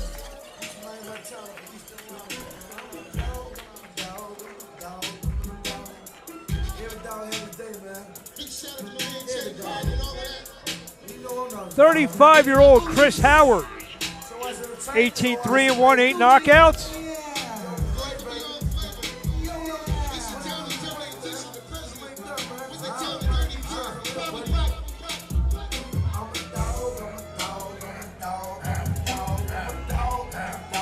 Stepped into the ring for the first time in almost exactly 1 year.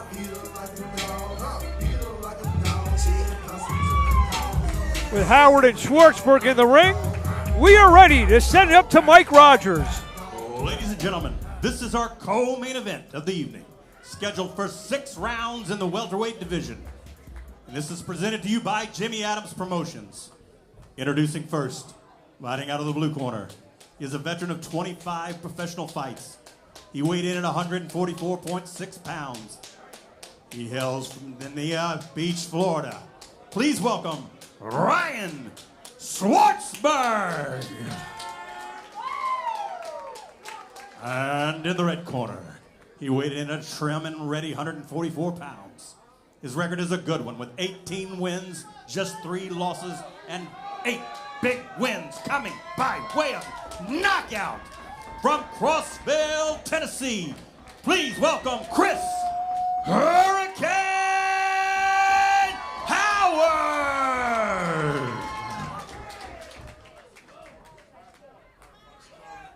All right, boxers, y'all already received your instructions. This is my command. It's all time. Protect yourself all the time. I want a good, clean fight. Touch gloves. Let's go. Chris Howard's got a record of 18-3-1, 8 knockouts. He's in the blue and silver. Ryan Schwarzberg, 5-17-3, 3 knockouts. He's in the black. Mark Abrams here at the Troubadour in Nashville, Country Box 26, along with the champ, Oliver McCall. We are ready for our co-feature bout. Good right from Schwarzberg. Schwarzberg, like we said, was just here a month ago. Lost a 4-round decision to Ryan Zimpoteka. Howard, almost 1 year ago to the date, was stopped by Trayshawn Wiggins December 2nd in the first round in Miami. So in this past year, Oliver, and we talked about a little bit before the fight went on, and I did a real extensive interview you could see on Abrams Boxing YouTube. Good right hand from Schwarzberg. That Howard, since the knockout, about 2 days after the knockout, mother committed suicide, went through some addiction, wound up in jail. You know, some of the things that you incurred earlier in your life, and you can relate to some of the things that Chris Howard has endured over the last year. Yes, I can relate to it. Matter of fact, I was training in the gym when I first came here, and when he first came in the gym, he had his dog with him, and I like doggies. And I got to know him, and I didn't know he went through all the stuff he went through and everything. The body shot from Schwarzberg. Yes, good body shot too. But yeah, I think he's gonna be all right though. Just take it one day at a time, stay focused. You know what I'm saying, and keep that doggy around. You know. Yeah, I think he's doing pretty good in sparring though. When so much of this sport is mental, and you're going through, I mean, that's a real heavy load to be put on anyone, let alone a boxer who's having people throw punches at him. It's pretty much it's a pretty tough thing to kind of endure. Yeah, it is something to endure, and to go through that. You know, it's a tough part of your life, I'm sure. Those who make it through it, but you know, we all go through something. It's something. If not drugs, it's women. It's gambling or something. It's some type of vice that we all going through in some shape, form, or fashion. You know, it's just how you go through it and how you accept it. Compound that, he's coming off a first-round knockout loss. This is the first time his father is not in his corner. Marty Robbins, the 74 fight professional, is in his corner. So right from Schwarzberg, it drives Howard back. Yeah, it looked like he's going to get knocked out. I hate to say it, but it looked like he kind of hurt real bad. Yeah, and Howard is holding on. Howard is hurt. Look, he's hurt. But I hope this round get over and get his head back together because, you know, he still got a chance. But he got the stick and move. He got the move. And Chris Howard is being backed against the ropes by Schwarzberg. Another left hook and uppercut. Round one. I mean, does it look like, like I said, you've seen him in the gym. I don't know how long he's been training or been back in the gym as we close round one. Yeah. You think it's just too much or maybe too soon? I think it probably is too soon from what I've seen, and from him being in the gym with me when he first came in there.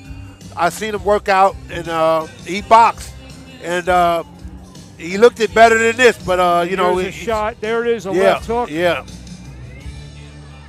So I hope he's able to get his wind back and everything, get his strength back. He got a minute. And Schwarzberg's a guy, despite the record of 5-17-3, he's a guy. He's a rough customer in there. He's a fighter. He was an MMA fighter. Right. So he likes to fight. He's a rough guy in there. Yeah. We'll see if something took out of this last round. Let's see what he got this round here. This is going to be an interesting round here. Somebody got to go. You know, one of the things that was maybe the beginning of a bad chain of events for Howard, he was scheduled to fight Adrian Broner, which has been an extremely high-profile fight for him. Right. And the fight fell through, and then he got a guy in Trayshawn Wiggins who's a big fighter at that weight. And Schwarzberg is just bullying Howard around. Howard going back to the ropes. And the disappointment of losing out on a fight with Adrian Broner, a chance to really turn your career around, kind of was like maybe the spark, and then some other things that and let their out of tire. Yes. You know, that happens, and that happens to a lot of us. And you know, sometimes everything don't go the way you really want it. You know, no matter how much you try to put into it. Howard, who's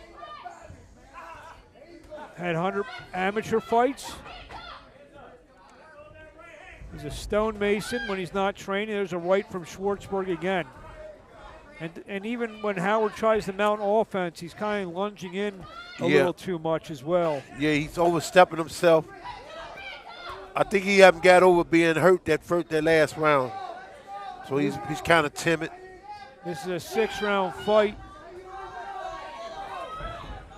And Howard goes down to a knee for a slip. Can barely get up. He's tired. This could be one of the biggest wins, if not the biggest win on the ledger of Ryan Schwarzberg if he continues what he started in the first round and a half, as he has Howard on the ropes.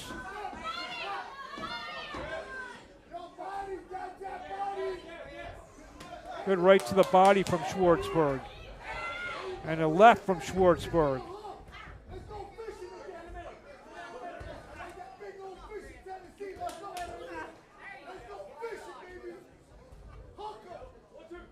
This, I mean, what's this look like to you? Do you think it's just? Well, right now it seems like he might be able to come back a little bit. Well, not if he eats right hands like that. Yeah, but let's see.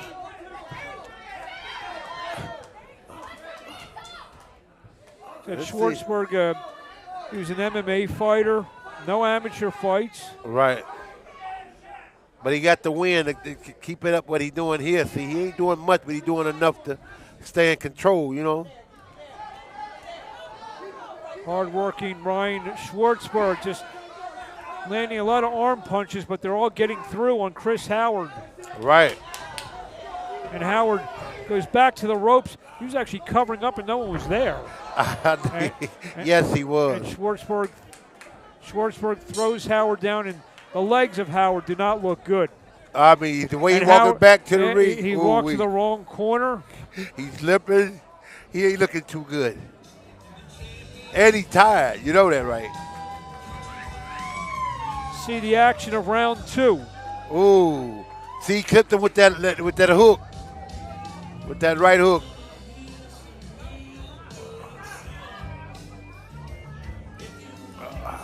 You on downstairs? See the doctor in the ring looking closely at Chris Howard. There's some blood over the right eye. Excuse me, the left eye. Yeah, because they're thinking about stopping it. They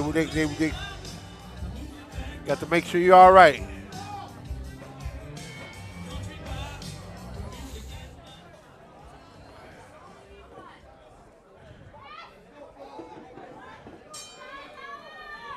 Round number 3. Ryan Schwarzberg and Chris Howard. And it's been all Ryan Schwarzberg through the first 2 rounds. There's a left from Howard.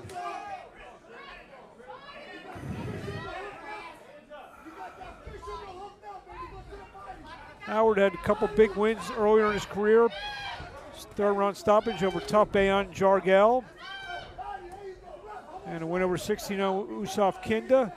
But tonight, Ryan Schwarzberg landing some hard shots, and there's another right hand that gets through.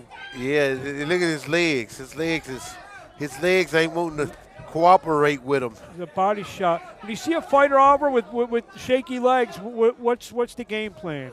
Well, his legs ain't willing to hold him up off the punishment that he's taking up top or to the body. Now, if you're Schwarzberg, body shots, correct? Yeah, body shots, and then in with a nice chin shot. Right See, there. like he done, yep.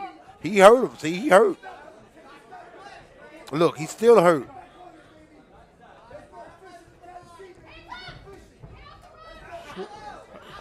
Howard, whose brother Tyler is a middleweight contender. Right. There's a right to the side of the head from Schwarzberg.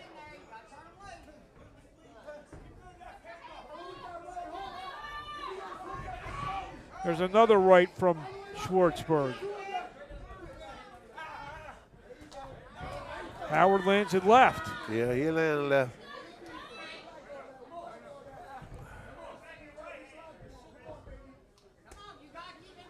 Right hand misses from Schwarzberg. He missing a lot of shots. But he hit him enough to win the fight. There's a left. Here comes Okay, with a somebody double gonna, jab. right. Let's see somebody. Howard, who's got a lot of support. He's from nearby Crossville, Tennessee, trying to get urged on by his fans here in attendance here at the Troubadour. There's a left from Howard. Howard coming on. Oh, nice right from Howard. Followed with an uppercut. He's throwing some punches. There's a left from Schwarzber and another left.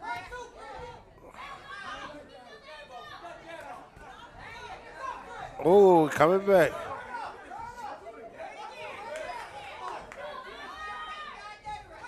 See, Ryan Schwarzberg tries to land a right left from Howard. Combination of the body from Ryan Schwarzberg. Nice jab from Schwarzberg. And of round 3, scheduled for 6. Oh, boy, he right here. Howard almost walked back to the wrong corner again. Country Bob. You see Chris Howard trying to mount a comeback there in round 3. Yeah.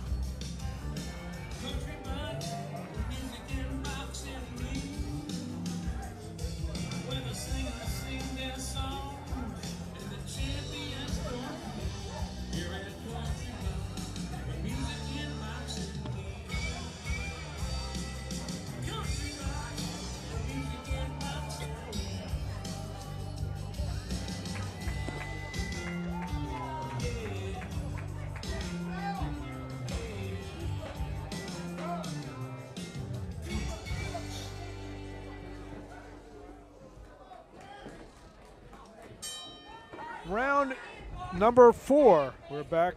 Chris Howard and Ryan Schwarzberg.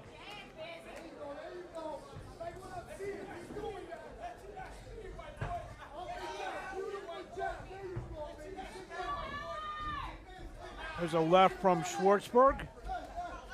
And a good left that drives Howard back into the ropes.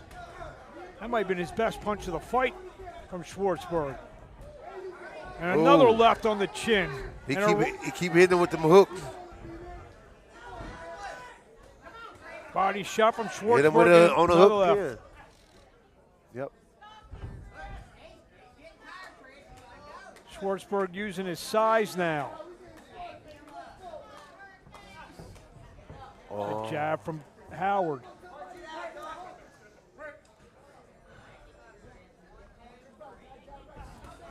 Left from Schwarzberg again. Schwarzberg gets through with another shot. Howard retreating back toward the ropes. Left hook from Schwarzberg and right to the body.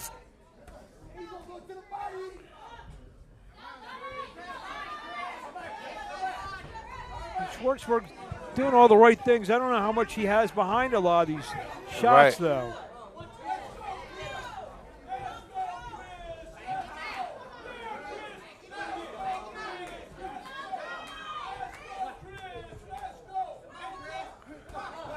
There's a right from Schwarzberg.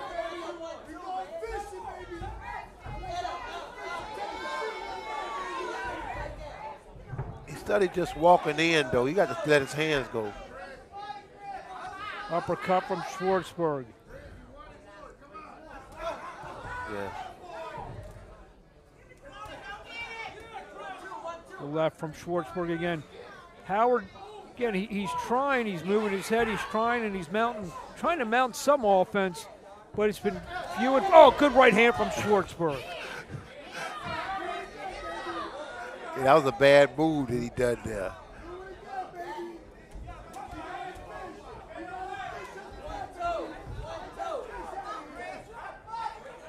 Ryan Schwarzberg really putting it on Chris Howard here. A hard overhand right, and down goes Howard, face first. And he falls back. Marty Robbins, I see, has the towel in his hand. This fight's over. Look, he can't walk back to look, he's gonna fall. He's gonna fall in this corner.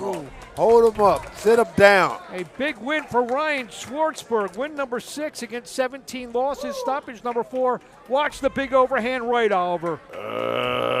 Here come.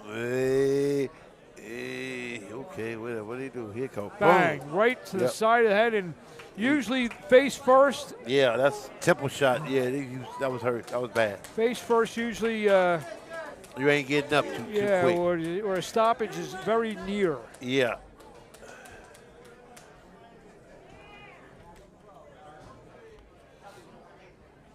So there you have it. See Chris Howard down in the corner. Yeah. Score the 4th round stoppage for Ryan Schwarzberg. And Chris Howard, just hope he can get everything, straight in his life. And, if he fights again, he does. Great. Yeah. But obviously, his well-being and, just getting through some troubled times is most important. Yes, definitely that. He's a nice young man. Real nice. Let's throw up to ring announcer Mike Rogers for the time of the stoppage. Ladies and gentlemen, please give it up for these 2 young boxers. We have a knockout. At 2 minutes and 46 seconds of the 4th round, ladies and gentlemen, the winner, and the blue corner, Ryan Schwarzberg. Ryan Schwarzberg. We'll be back just after these messages.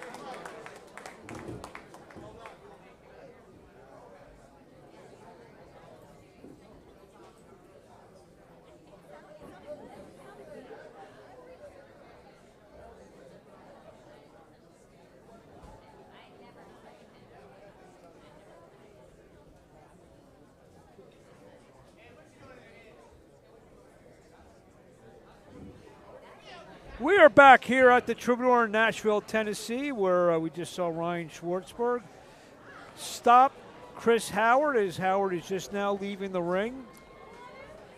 And like we said, Chris he's a very nice young man, and just hope he can get everything in order. And then whether he fights, that's a different story. He's a good dude, Chris Howard. We're ready for our next bout. Another guy I think that's been in the gym with you, Yoelis Molina, take on Jashawn Hunter. And Molina has an interesting story. He was here about 1.5 years ago, here with a guy Kevin Cunningham. And, when Kevin works with a fighter, he's got a lot of talent. Yeah. Fighting a guy named Henry Hewig, was winning the fight easily, and he walked into a big left hook, and Molina got knocked out that night. Took all this time off, over 1.5 years. He's back here under the, the management of Ashley and promotional of Jimmy Adams and Country Box. Obviously, there's a lot of talent there. He's come from the Cuban school, and trying to write him a little bit. He's still a young kid at just 21 years old. Yeah, and he got a lot. I think he got a nice amateur background and everything. He only had 1 fight as a pro, and he was stopped. But he's a real durable fighter, though. This guy can fight.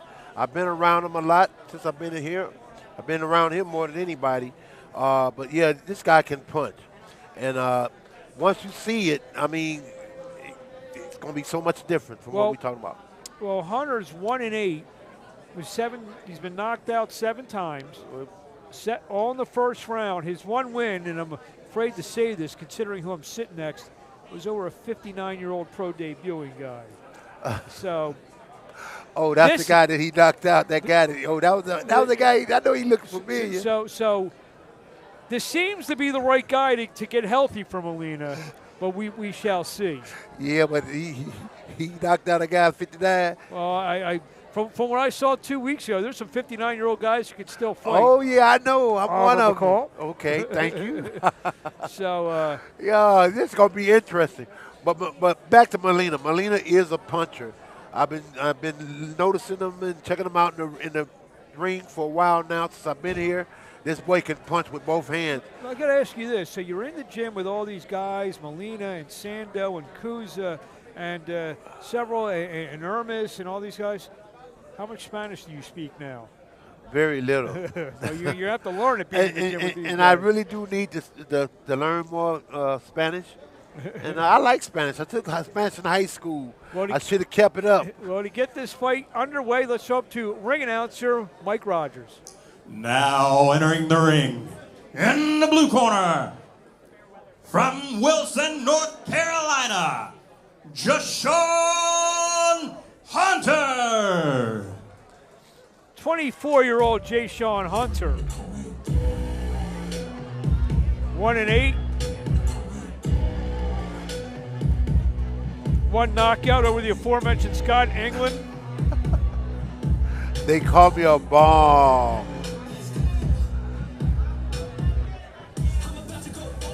You mean his only win was against that guy? Now entering the ring, in the red corner, fighting out of Nashville, Tennessee, Yoelis Molina.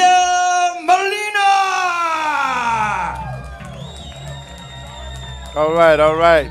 Here comes Molina now. He's looking positive too. Yeah. I think he's ready. He's got the San Diego Charger colors. Yes, sir. Yeah, got the emblem, I think it is. Take us behind the numbers. What do you see here? Well, obviously, I just think he got a lack of experience personally. You know, he got more fights, but he got losses. All of them are losses. Let's throw up to ring announcer Mike Rogers. Our next fight is scheduled for 4 rounds in the welterweight division, and it's presented to you by Jimmy Adams Promotions. Introducing first, out of the blue corner, he's a veteran of 10 professional fights. He weighed in at 147 pounds. He hails from Wilson, North Carolina. Please welcome Jashawn Hunter. And in the red corner, he weighed in at 147 pounds. He's a veteran of 1 professional fight from Nashville, Tennessee, via Guantanamo, Cuba. Please welcome Yoelis Molina.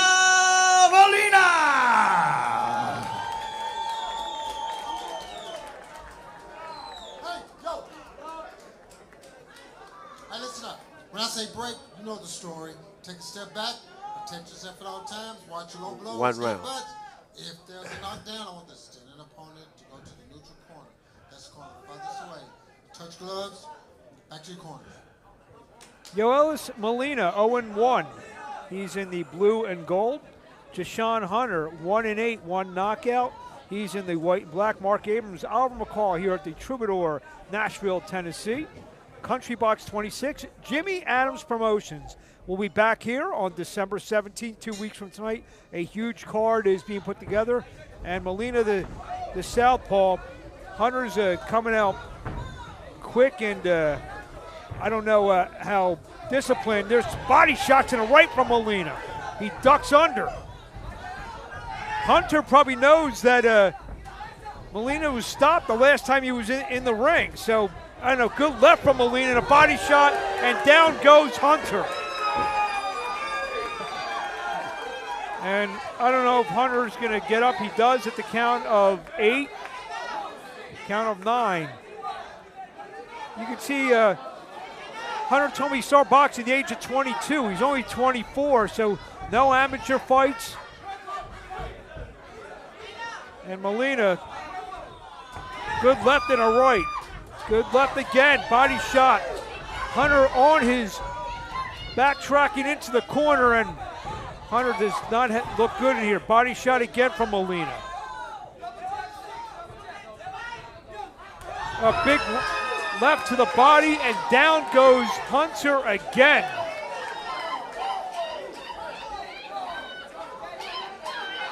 Jashawn Hunter does not look too thrilled to be getting up, and this fight is over. I told you. Score the first round stoppage for Yoelis Molina.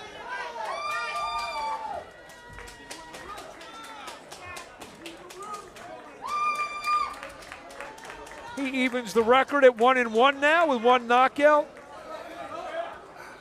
Hunter falls to 1-10.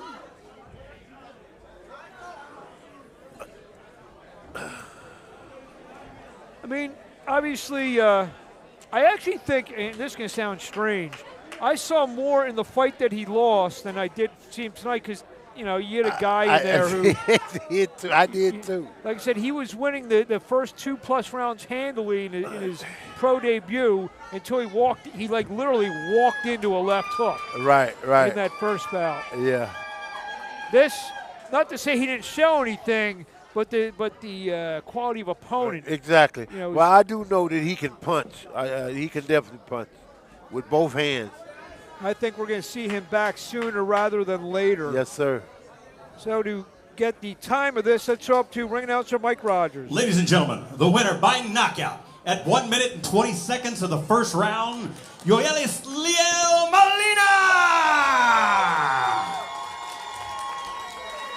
Yoelis Molina. We'll be back with our main event after these matches. Tell us, sir, how do you like Nashville? Me sentí demasiado bien en mi regreso. No estuve muy bien en mi primera pelea, ¿oíste? Pero ahora estoy de vuelta, el Big Dog. Now, is your boxing going to be as hot as Nashville chicken? Sí. Ladies and gentlemen, you're looking at a star tomorrow, right here. When are you gonna be back boxing again? Big Dog, in back. Estoy de vuelta. No salí al intro, pero estoy de vuelta. Muchas gracias. Thank you, sir.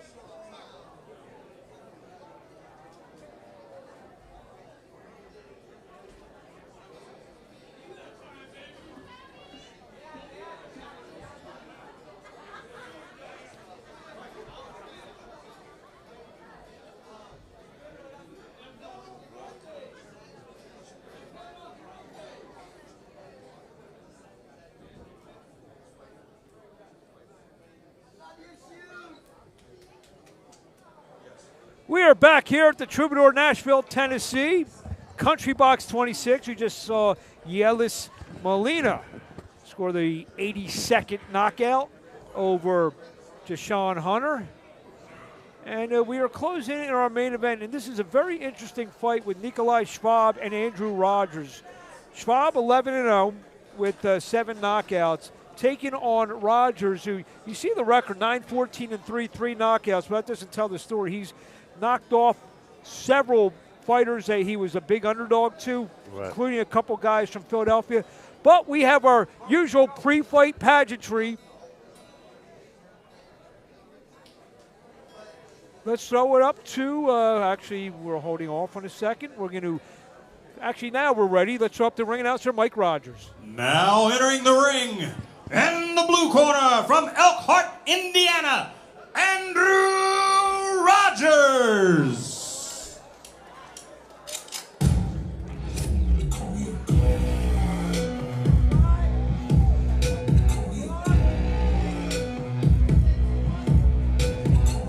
"32-year-old Andrew Rogers.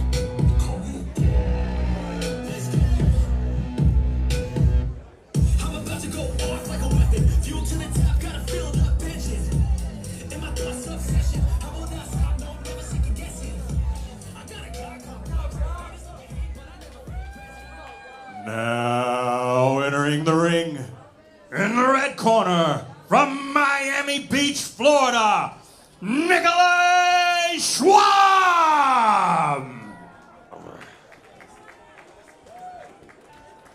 30-year-old Nikolai Schwab,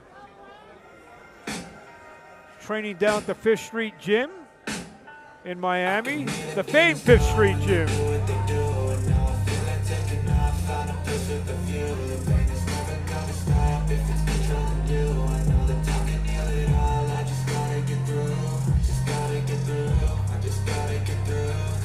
Oliver McCall, what do you see with these numbers? Well, I see an undefeated fighter that's supposed to put it on this veteran. It looked like he got a lot of good fights. Well, a lot of bad fights, but I think it's going to be a good fight. Well, let's get the pre-fight pageantry started. Let's show up the ring announcer, Mike Rogers. Tonight we want to introduce the promoter of the 26th edition of Country Box, Nashville's own promoter extraordinaire, the one, the only, Jimmy Adams and his wife, Ashley. Tonight, we would also like to recognize the man who set the world record 2 weeks ago as the oldest former heavyweight champion of the world to fight in a sanctioned boxing match and win. The former WBC heavyweight champion of the world, the Atomic Bull, Oliver McCall. Also, we would like to recognize tonight the Pledge of Allegiance, which will be led by the daughter of Jimmy and Ashley. Please welcome Addie Adams. I pledge allegiance to the flag, United States of America, and to the republic for which it stands, one nation, under God, indivisible, with liberty and justice for all. USA! And now, for our national anthem, please welcome singer, songwriter, 15-year-old singer, Vivian Vasquez.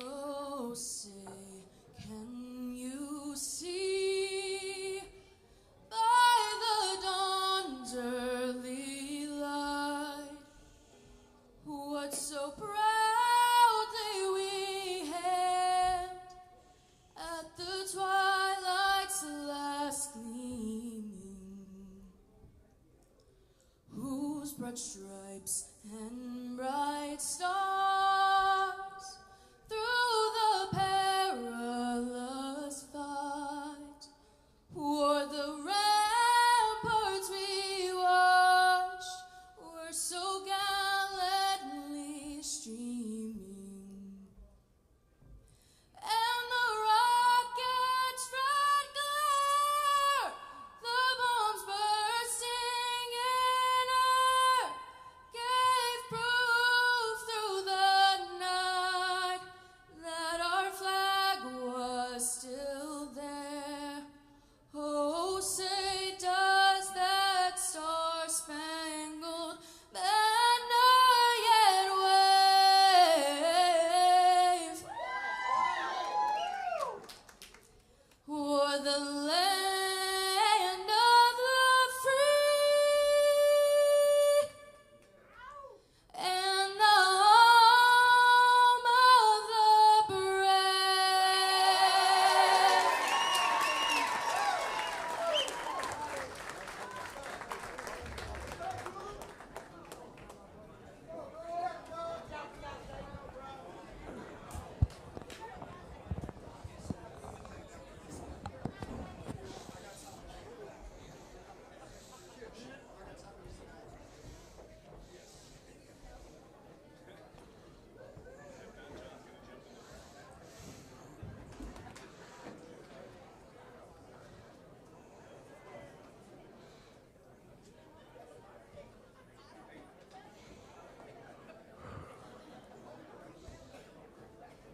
All right.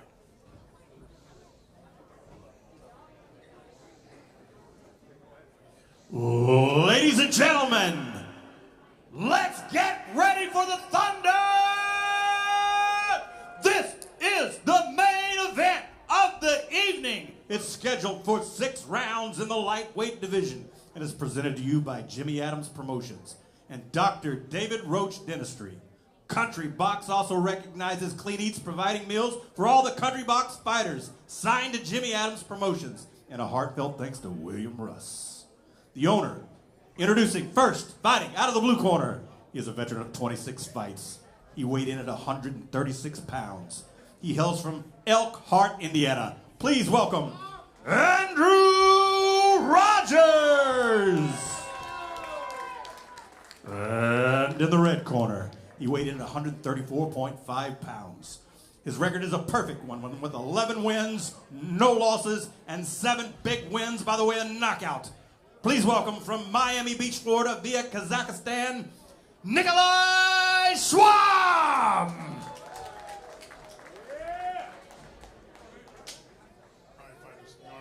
You already received your instructions. All right? That's all time. Protect yourself all the time. Touch gloves, go back to the corner, let it go. 6-round lightweight bout, our main event. Nikolai Schwab, 11-0, 7 knockouts. He's in the solid black trunks. Andrew Rogers, 9-14 and 3 knockouts. He's in the white and red, and we are underway. Our main event. See Schwab, the southpaw.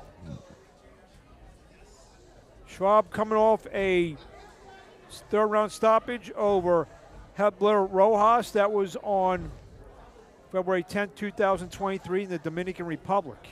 So he's been off for almost 20 months, 22 months or so.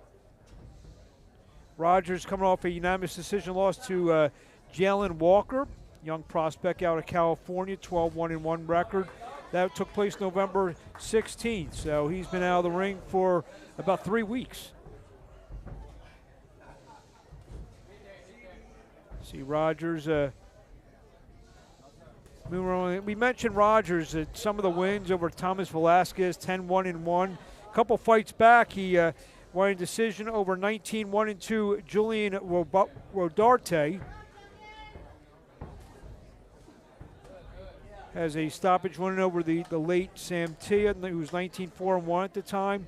Defeated a good fighter, Greg Outlaw, who was 8-0 at the time. Unanimous decision. Lost majority decision to Nahir Albright. So he's been in with some real good fighters. Actually fought Gary Antoine Russell, got stopped in 3 rounds, one of the 3 times that he's been stopped in his career. Good right from Rogers. We seen early, Oliver. What are you seeing early? Well, right now they trying to fill each other out and whatnot. So left from yeah, Rogers. Yeah, they're trying to get their footing right too. They seem to be setting up. Yes, sir. So happens sometimes. You got the orthodox and southpaw fighters going at it with each other. Yeah, they're gonna bang and clang and run into each other. All of that comes with that. Schwab began boxing at the age of 8 in Kazakhstan. Told me his grandfather was a fighter. That led to more than 150 bouts as an amateur.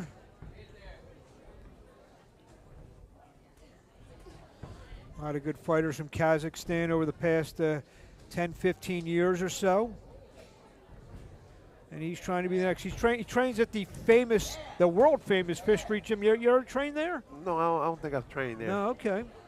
One of the few gyms I haven't trained at. Muhammad Ali made that gym famous. Okay. I believe it's the gym his brother Chris owned, if I'm not mistaken. Right hook and a left from Nikolai Schwab. There's a straight left as well. You'll find out about yourself fighting a guy like Andrew Rogers. We come to the end of round 1.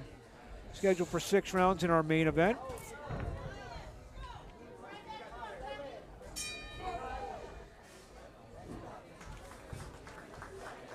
This ain't gonna be no easy win for him. Reaching out, touching me, touching you. Sweet Caroline, good times never seem so good.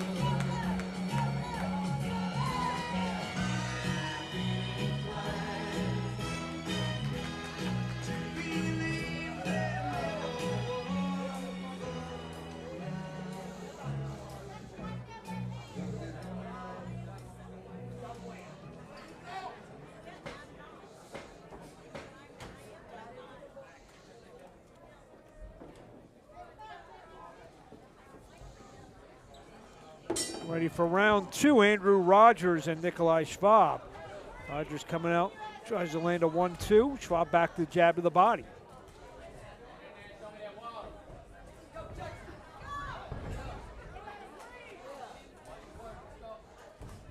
Schwab sticks out 2 jabs.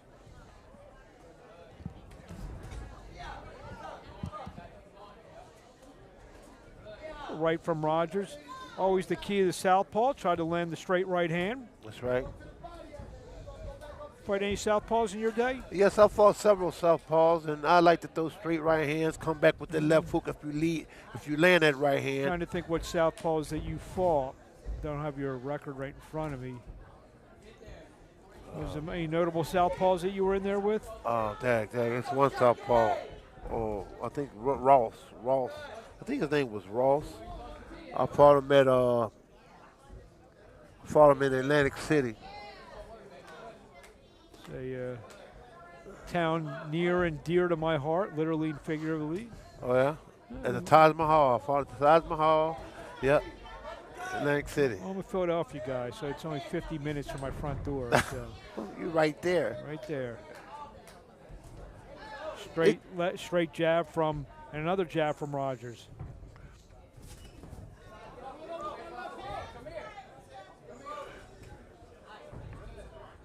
Can't get a rhythm of this fight yet. We're a round and a half in. It seems like when they do get there, they're going to be going at it, though, because it seems like it's pretty good even here. Yeah, Rogers likes to scrap in there for sure. Yeah. See, Schwab's got some height on Rogers. Uh-huh. Nice 1-2 from Rogers. Yep. There in the chest. Said Rogers knows his way around the ring. Did about 30 amateur fights. Uh-huh. He's been a pro for 9 years. Counter left from Schwab.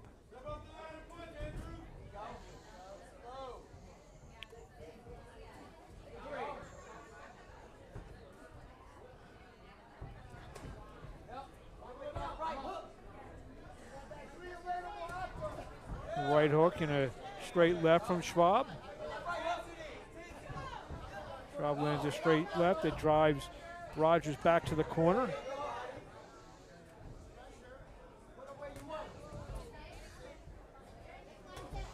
A left hook from Rogers. Yeah, that was nice. Closing in on the end of round 2, scheduled for 6, our main event. Schwab and Rogers.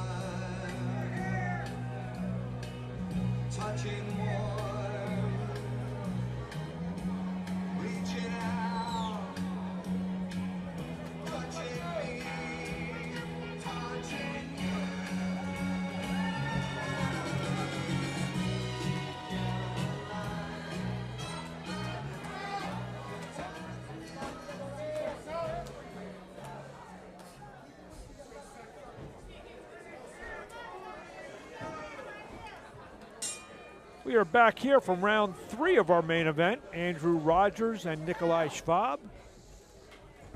Schwab comes out with a double jab. Excuse me, Rogers double jab. There's a good nice left from Schwab.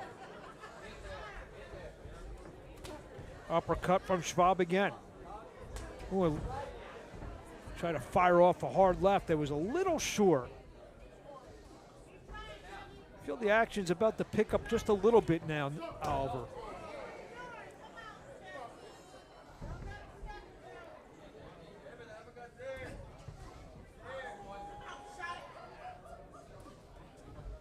Straight left from Schwab.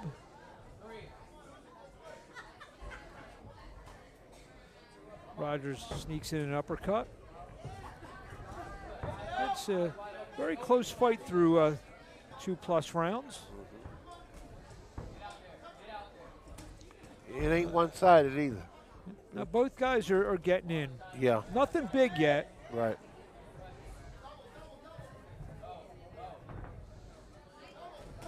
There's a straight left from Schwab. Rogers trying to dig inside. Oh, there's a body shot from Schwab.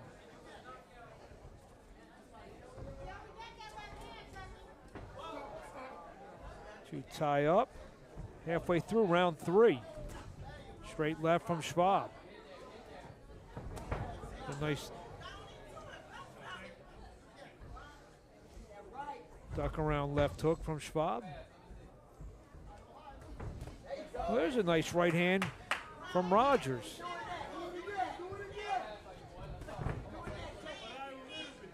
See, both guys getting some stuff done in here. Nice jab from Rogers. Yep. A lot of these shots from both guys hitting a lot of glove. There's a nice jab that got through from Schwab. Yeah.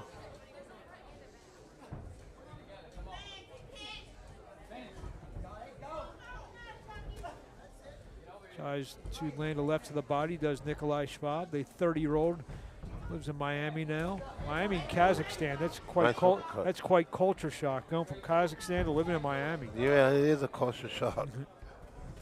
It's a combination from Rogers.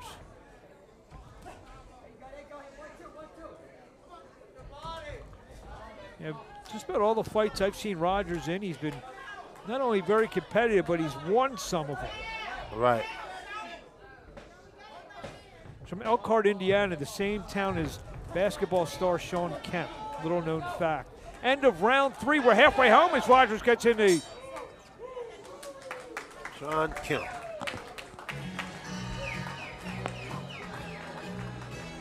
See some of the action of round 3. Oliver, what do you see here?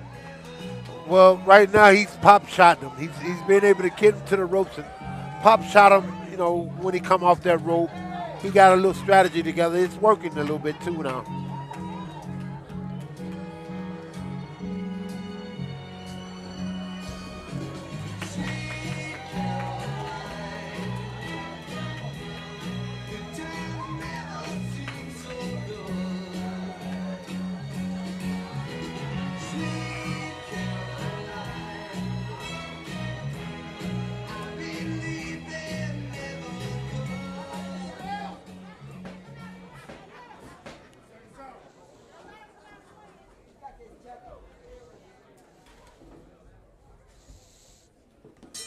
Round 4, scheduled for 6. Andrew Rogers and Nikolai Schwab. So left to the body.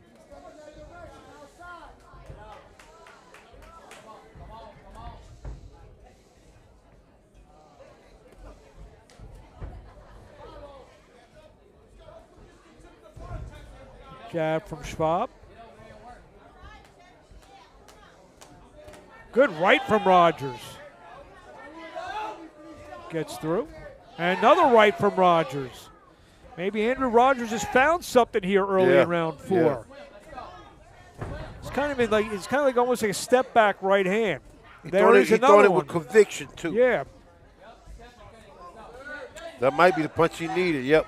He come back with that left hook after that right hand. Come back with the left hook. Another one. There's a left hook to the body. There you go.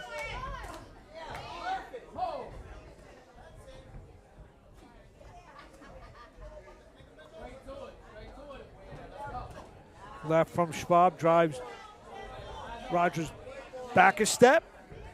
But here comes Rogers back, misses with the left hook.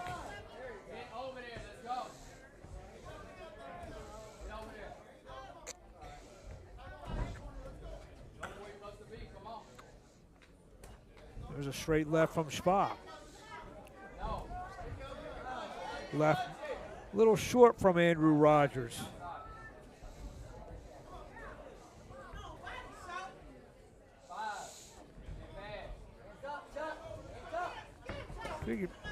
Figured that Schwab would use his size advantage, but really hasn't. Tries to get in with a jab. There's a left from Schwab. Yeah. Good combination from Schwab. These are close rounds. Yeah, very close. I mean, especially this one where Rogers has landed at least 3 good right hands. Yeah. And he loads up, and that one was a little bit short. Hit some glove.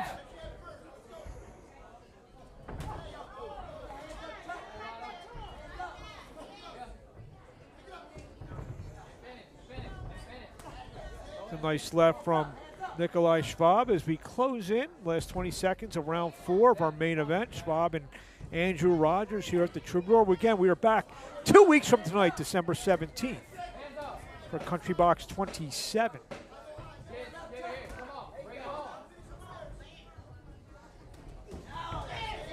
There's a slip.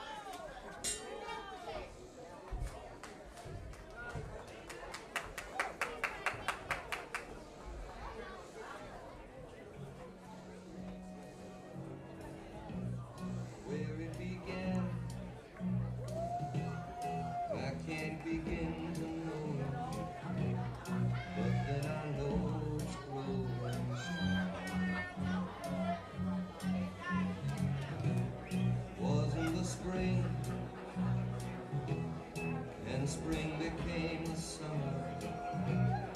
Who'd have believed you'd come along? And touching hands, reaching out, touching me.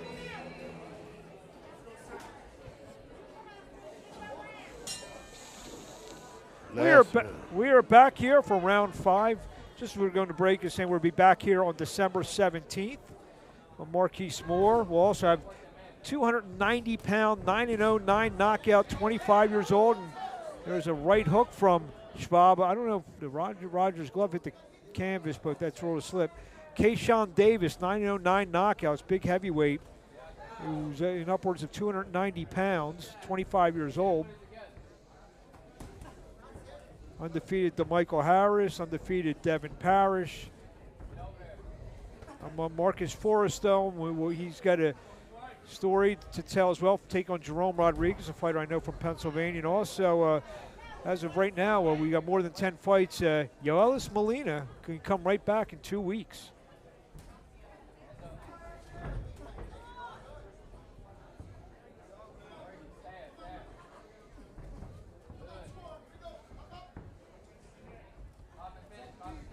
Jab from Schwab. Rogers tries to answer with a right hand. There's a body shot from Schwab, but another right from Andrew Rogers. It's be very interesting, especially as it looks like this is a distance fight, what the judges are seeing in there. Exactly, because it's pretty close. But it's all on how the judges see it. Good right again from Rogers. So Rogers can continue to do that. He may see a path to winning this fight. Yeah.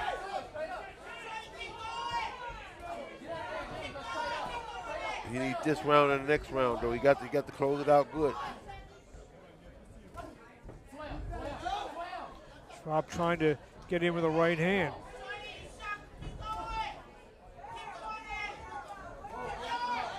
Rogers misses with the right. Schwab gets in a left to the body.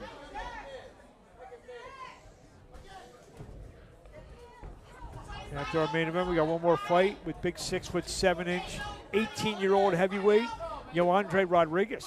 Yes. He's actually fighting a very durable fighter in Molina. Excuse me, Mendoza, Julio Mendoza. So that should be an interesting scrap. Mendoza, who's 3-5 with 2 knockouts. Molina, who's 1-0. End of round 5. So we head to the 6th and final round of our main event. Schwab and Rogers. Ding.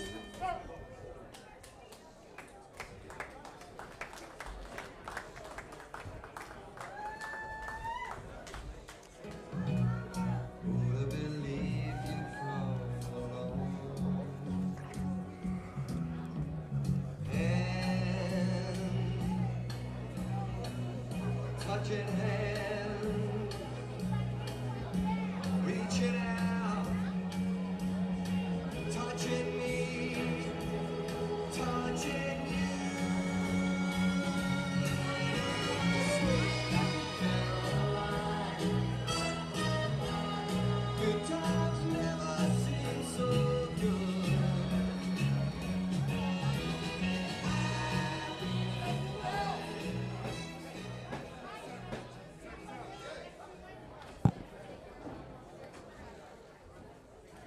Sixth and final round between Nikolai Schwab and Andrew Rogers.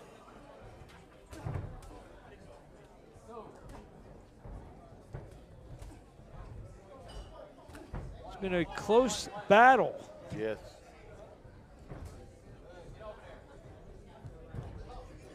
So this could be one of these fights where they're seeing Schwab maybe coming forward and winning a lot of these rounds, but they're all close. There's a left from Schwab, and there's a left from Rogers as he was falling back. Counter right from Rogers.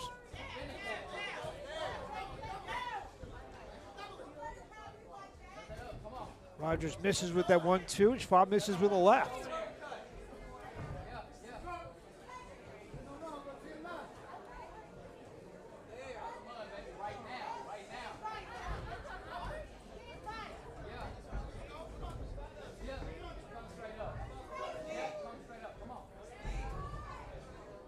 Both guys missing up. Guys maybe a little fatigued in there. I know these guys have gone 6-8 rounds before, but Schwab hasn't been in there in quite a while. There's a left from Schwab.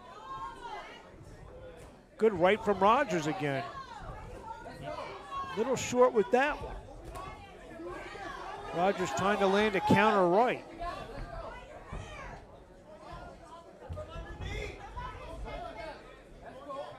Halfway through the sixth and final round.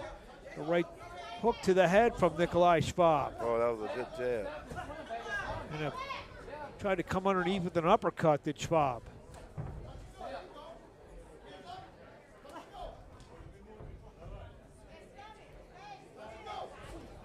There's a right from Rogers and a left hook.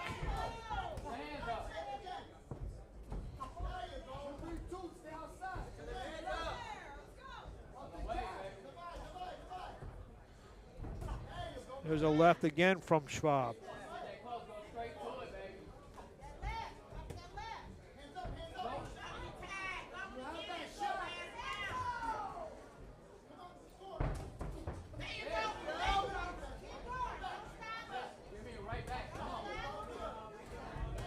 Good right from Rogers. Last 30 seconds of this fight, Rogers and Schwab. There's a jab from Schwab to the body.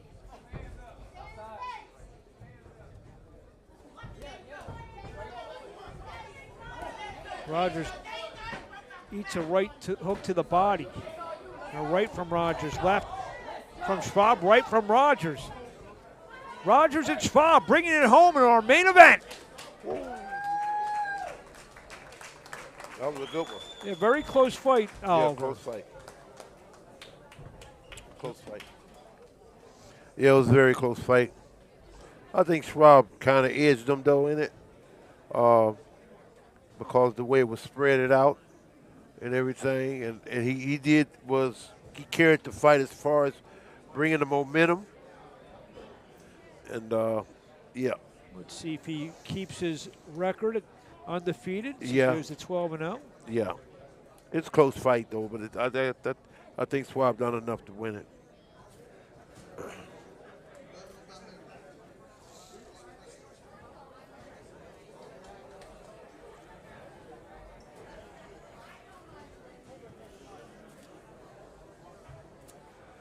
It's one of these things where, like I said, you could see Schwab may be winning a lot of these rounds, but they were like all razor thin. Yeah. And it looks, a lot wider than the fight actually is.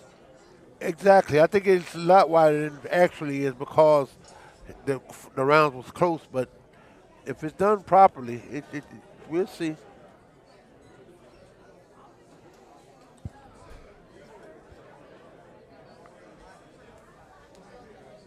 Waiting on the decision. I think they're adding the numbers up.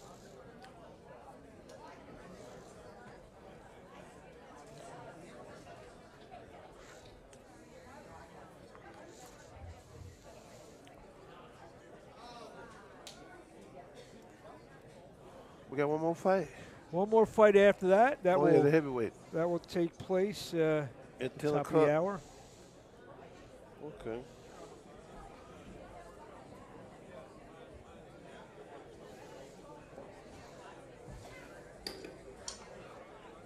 Just waiting for Mike Rogers to get the decision.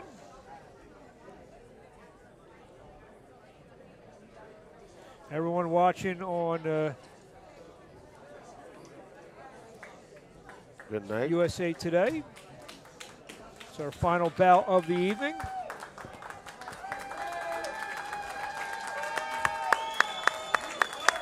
Thank you for joining us. Join us on December 17th for a massive card. We'll be back. Ladies and gentlemen, Judge Jacob Nevin scored the bout. 57-57, a draw.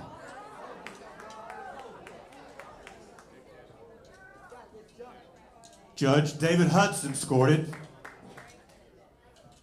58-56. Schwab. Judge Terry Hogan scored it. 59-55. And the winner, by majority decision, Nikolai Schwab! There you have it, 59-55. Like I said, he may have won 4 or 5 of those rounds, but very close. You're and right, exactly. You could swing it either way. And it was definitely close to a draw, so that draw was definitely there. And Kish Moody will play a couple songs before our final bout. Yeah, we got one more bout. Ladies and gentlemen, please welcome one more time Century 2 recording artist, Mr. Kish Moody.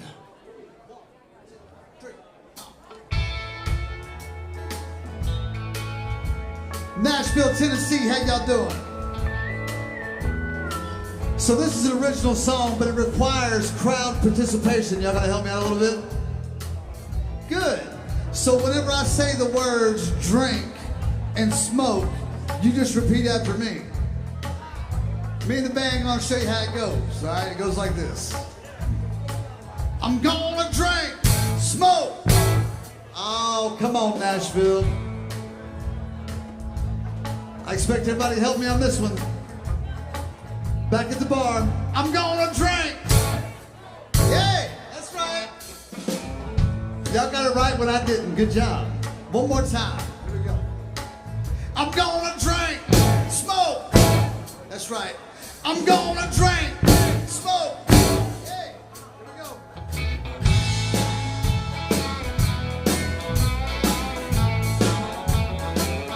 My old guitar was on a stand by the bed, next to the pillow where I once laid my head. In the dresser there's a drawer where I kept my things. I'm long gone, but the heartache still remains. And I'm loving you by memory once again. I'm gonna drown out all my sorrows with my old friends. I'm gonna drink, smoke,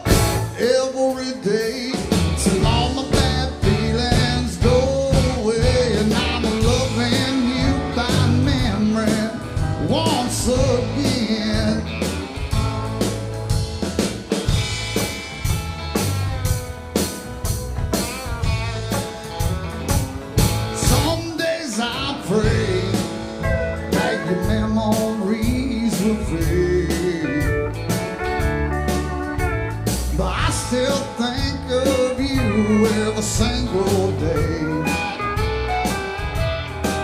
I'm gonna spread my love all over town,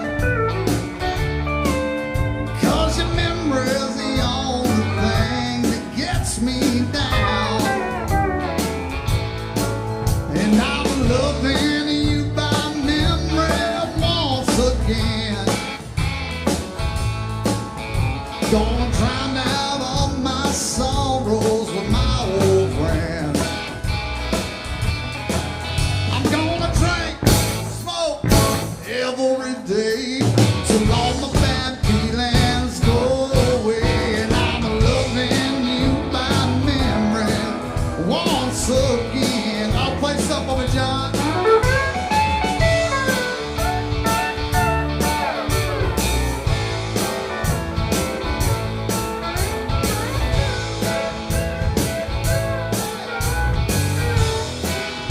Come on, Nashville. I'm gonna drink, smoke every day till all my bad feelings go away. And I'm loving you by memory once again.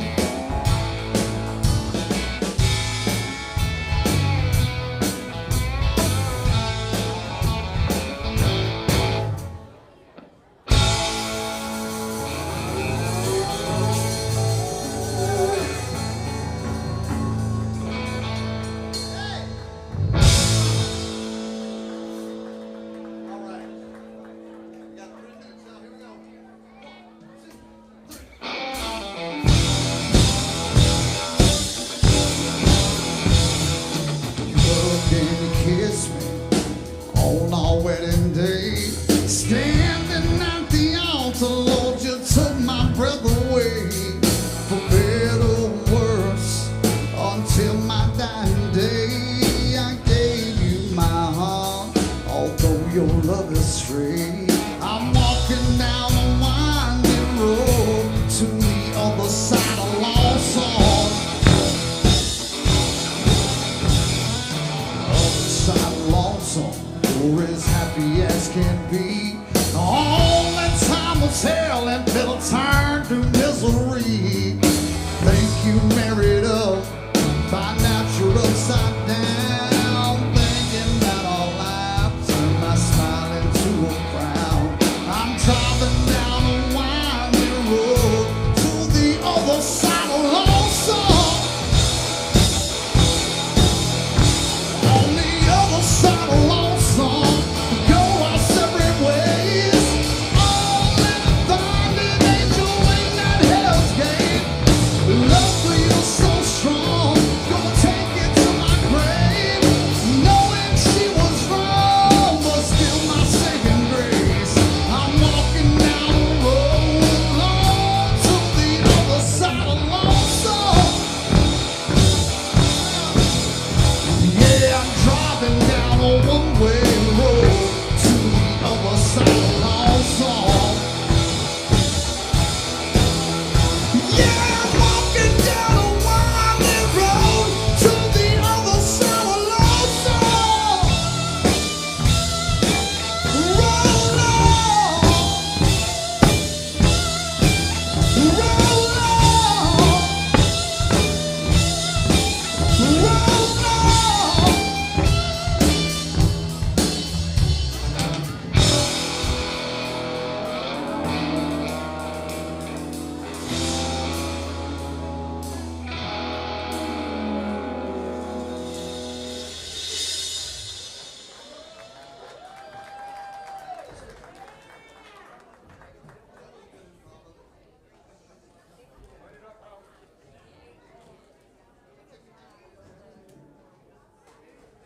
We are back here at the Troubadour, Nashville, Tennessee. Mark Abrams, Albert, I almost called you Albert Hainsworth. Oh my, I'm so used to Albert McCall. Albert's a little under the weather tonight. So we got a big heavyweight, 6'7", 265 pounds, 18 years old. So a couple years younger than you are. This man back there, man, this dude was strong. I mean, the way he just hit my 18, this dude here, he can fight the way he looks. Well, we're ready to bring him in the ring. Let's up to Mike Rogers. Now entering the ring, in the blue corner, from Palm Coast, Florida, Julio Mendoza.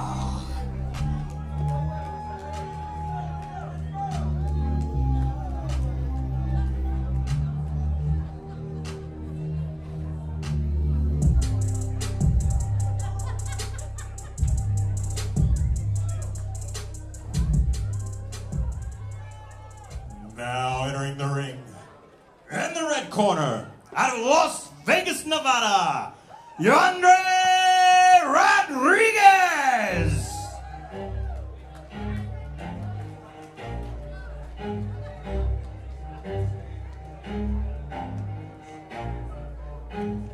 Never stop, get it if I want it. Gotta make to myself a promise. I won't quit, keep going till I got it. I won't give up till I'm on top. Yo, no, I ain't the type to give up. If I just Ladies and gentlemen, our final bout of the night is scheduled for 4 rounds in the heavyweight division and is presented to you by Jimmy Adams Promotions. Introducing first, fighting out of the blue corner, is a veteran of 8 professional fights. He weighed in at 231 pounds. He hails from Palm Coast, Florida. Please welcome Julio Mendoza. And in the red corner, he weighed in at 266 pounds. His record is 1 win, no losses, and 1 win by knockout. From Las Vegas, Nevada, via Guantanamo, Cuba, please welcome Yandre Rodriguez.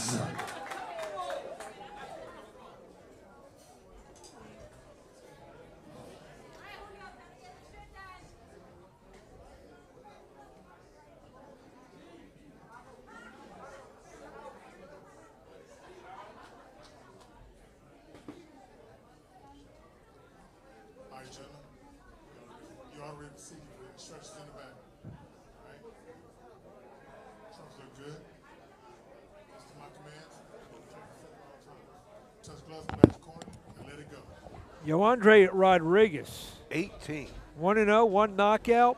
18 years old from Las Vegas via Cuba. Julio Mendoza, 3-5, 2 KOs out of Palm Coast, Florida. The key thing that stands out here is a 10-inch height advantage for the 6'7" Rodriguez. As you can see, Rodriguez is much taller than Mendoza. Mendoza just fought November 16th. He lost a 4-round unanimous decision to Bruce Seldon Jr. on a name that resonates with Oliver McCall a little bit. There's a right from Rodriguez and a left from Rodriguez. Ooh, left to the body. Rodriguez wasted no time here. And he punching too. Oh, a ripping right hand. That uppercut. Rodriguez began boxing at the age of 8. Had over 150 amateur fights. He's trained out in Las Vegas by the famed Ishmael Salas. Tonight, Carlos De Leon Jr., the son of the former cruiserweight champion. There's a right hand from Yoandre Rodriguez. Mendoza's only been stopped once in his 5 losses. He's been here before, fought Fernando Cuza, lost a 4-round unanimous decision to him.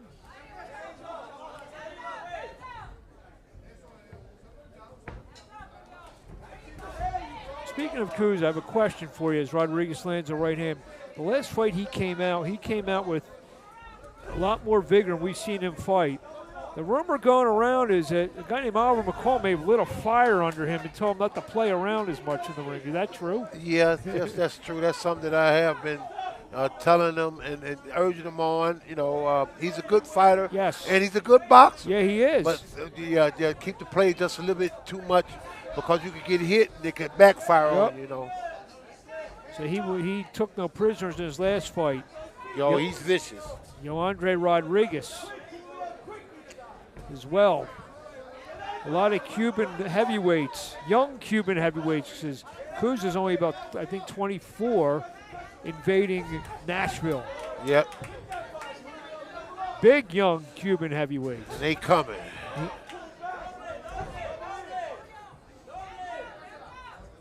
There's a right hand that just went over the head of Julio Mendoza.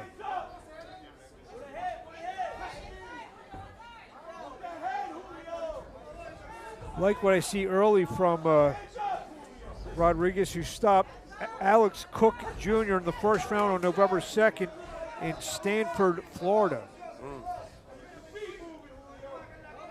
He seemed to be nice and light on his feet for a big heavyweight too. Yeah, 6'7", 266 pounds. But he moves nice and fluid. And 18 years old. For 18, don't he? He moves nice. End of one, scheduled for 4.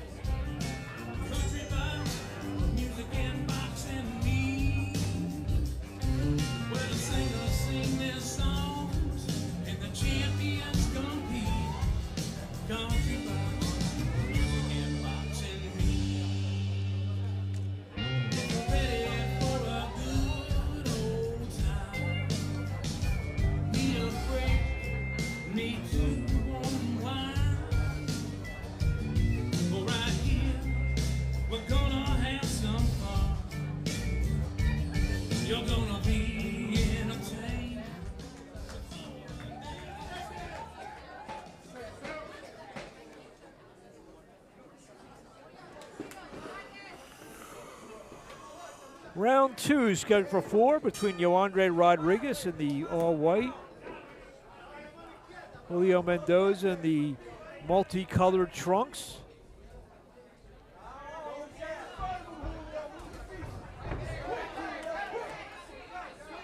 I know we were talking earlier before about going with the body. You see it maybe a target with the body, but when you're 10 inches taller, I mean, you may have to like squat all the way down to throw these body punches, don't you? Yeah. Yeah, you can throw a body punch without bending. A straight right from Rodriguez.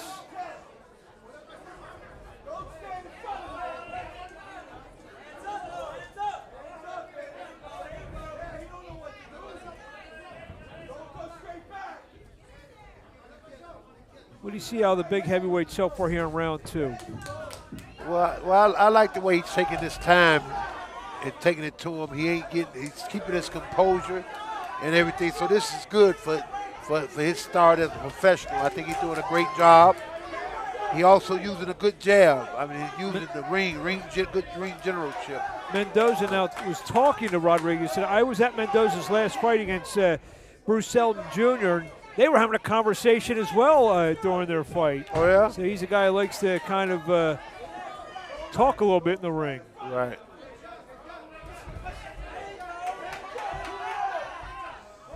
Good right hand from Rodriguez. Yes. They both trade hooks to the body. Nice right hand from, and there's a hard right that drives Mendoza back.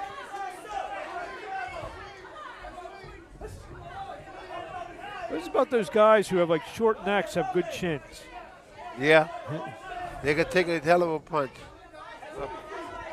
Your chin was amongst the best. Your neck was your normal sized neck. Yeah, I've been blessed. Yeah.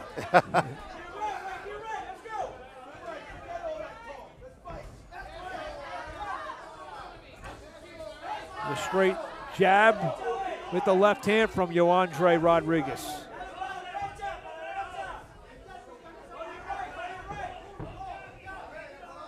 Said he's applying his trade out in Las Vegas, where you get the cream of the crop sparring out there. So I'm sure he's been in with a ton of heavyweight fighters already.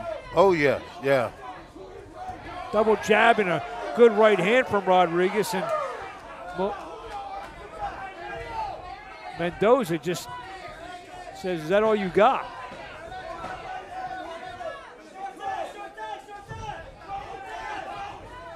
Trying to frustrate the 18-year-old.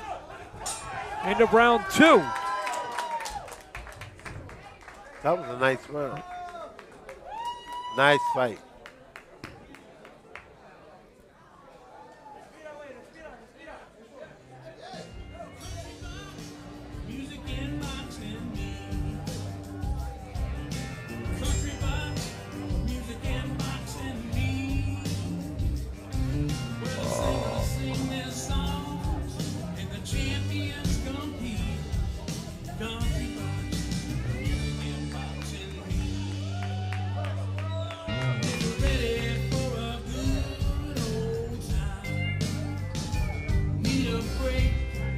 me to unwind. Well, right here, we're gonna have some fun. You're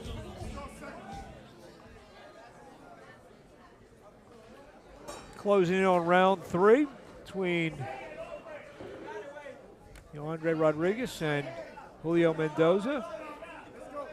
Mendoza almost walked out without his mouthpiece. He spit one on mouth. He had the wrong mouthpiece, I think. Oh, wow. And spit it out. Give me my other mouthpiece. I don't know if I've seen that one before. Yeah, he spit it out mouthpiece and said, that ain't the one. Give me my right one.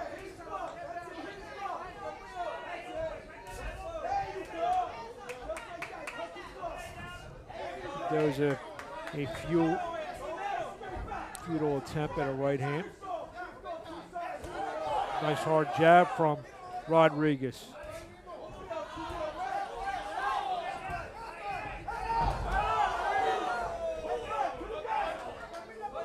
It seems like if Rodriguez wants to turn it up, I don't know if he'll be able to get Mendoza out there because we say he's got a pretty good chin, but can really put Mendoza in some distressing situations.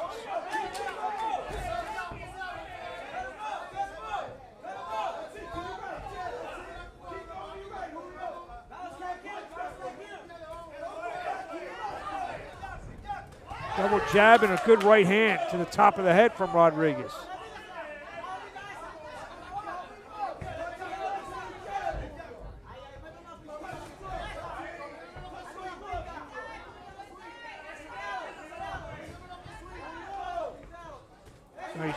Nice long jab from Rodriguez.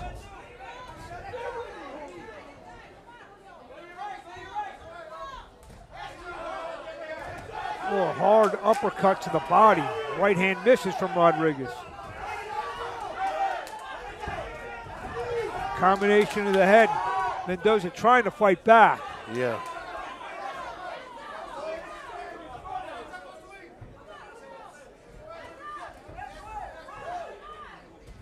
Couple jabs, good sharp jab from Andre Rodriguez.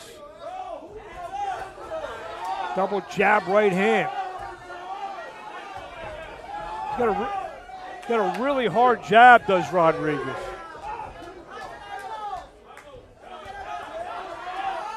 Yeah, he put them hands on him when he wanna connect, he connect.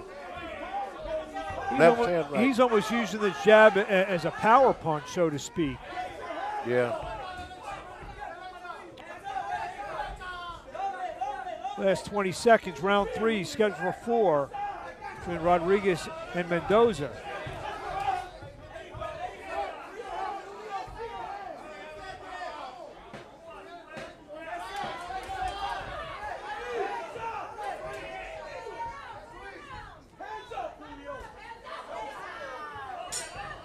End of round 3. Might go to distance.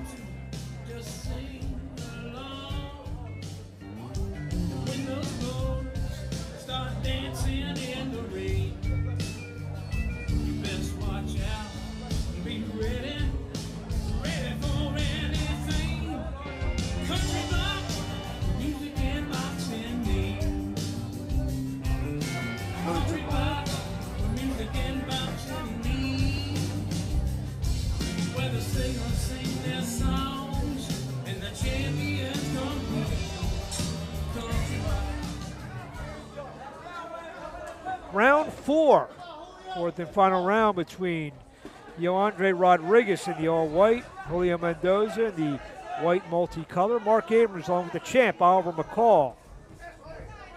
The Troubadour Nashville, we are coming to the culmination of Country Box 26. Another good card tonight. As usual, Jimmy Adams Promotions. So Left Hook will be back here again. I told you, December 17th, 2 weeks from tonight. A big, as of now, more than 10 fights on the occasion. I understand that originally a guy named Oliver McCall was going to be on that card in 2 weeks, but what happened there? Well, that still might happen. Oh, wow, okay. Yeah, that still might happen. We're trying to see if that's what we want to do. When you going to let us know? Well, we should know in the next couple of days, day or two. We were looking for an opponent, or? Yeah, looking for an opponent. And basically, if nothing will come back right, we're going to be on for the first of next year. So there you go. Break out the next year with that. Hard right over the top from Rodriguez.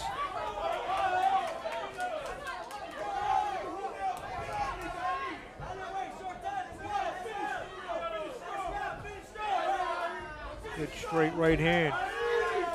Real quickly, what kind of feedback did you get on your fight? I got some good feedback. A lot of people, congratulated me, called me, talked to me a bit.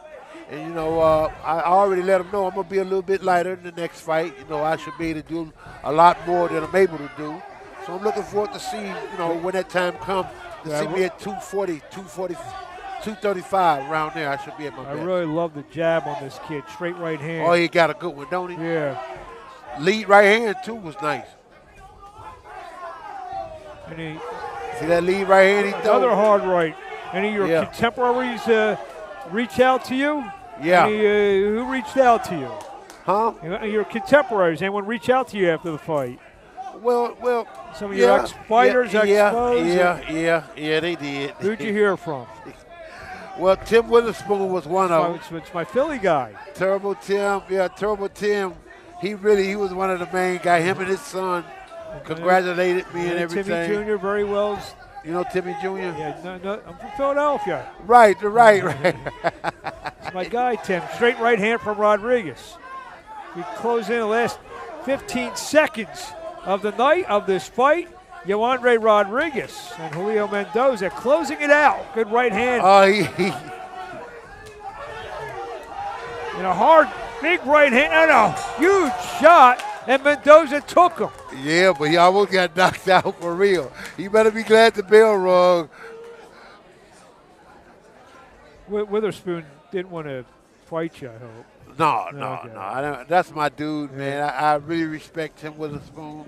He's a good friend of mine, and I could never see myself fighting Terrible. No, I'm just making sure. I wouldn't let Timmy do it. Hey, we had some sparring that was like fights already. So we had our go at it. Back in the day, me and Tim used to go at it. Yeah, we see Tim at a lot of the fights around town, a lot of the functions. As of last, I know he was spending a lot of time in England as well. Yes, he did. He's a cool dude. Tim is cool, man. Terrible Tim. So we shall see what is next in store for both Oliver McCall and at the other end of the spectrum, 18-year-old Yoandre Rodriguez. Yes, I think he got a good career ahead of him. He seemed like to be coming on nice. He's boxing good. He's good on his feet. He's light on toes. He got good swift punches, nice fast punches. And it seemed like he could throw a nice right hand and really crunk it up when he wanted to, too. And although he's not here tonight, one of the top trainers in the game, and Ishmael Salas out of Las Vegas. Right. Trains a lot of world champions. Yeah. Well, he definitely brought what he taught him. He's teaching them, so that's good to see here. Definitely good to see. Mike Rogers in a minute is going to tell us that Yoandre Rodriguez most likely won every round of this fight. Yeah. So let's throw up to Mike Rogers. Ladies and gentlemen, all three judges scored the bout 40-36 for the winner. Ladies and gentlemen, Rodriguez! All right, Rodriguez. There you have it. Yoandre Rodriguez closes the night out. Wins a unanimous decision. The main event saw Nikolai Schwab win a majority decision over Andrew Rogers. The upset of the night, Ryan Schwarzber stops Chris Howard in 4. Tony Aguilar, unanimous decision over Marcelo Williams. Ryan Schwab gets the win over Rondarius Hunter. Curtis Harper, TKO 3 over Francois Russell.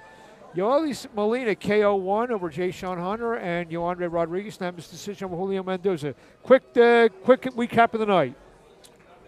Tell us what you thought, quick thought of the night. Well, I thought all the fights was pretty good and everything. I liked it the last fight. The young man, an 18-year-old, he's boxing good, he's training good, and I think he's going to be a great fighter. There you have it. Tell everyone we'll be back here 2 weeks, December 17th, Country Box 27. 10 the night, throw it back up to Mike Rogers. Ladies and gentlemen in attendance and all those viewing worldwide, thank you for viewing Country Box. Look forward to seeing you again on December the 17th. Please, once again, Kish Moody.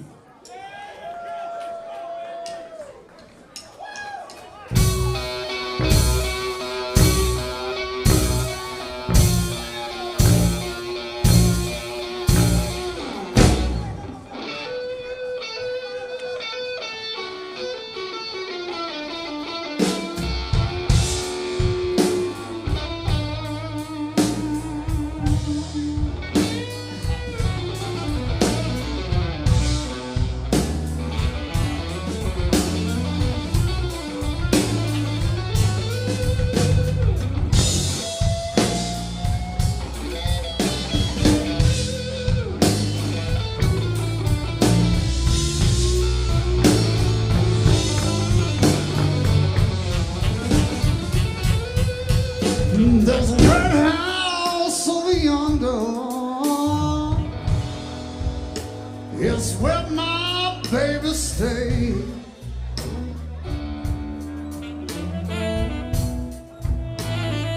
Hey.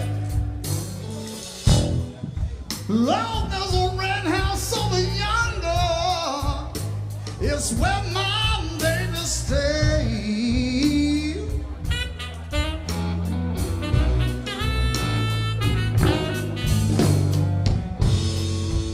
I ain't been home to see my baby. Lord, in 99 and one half day.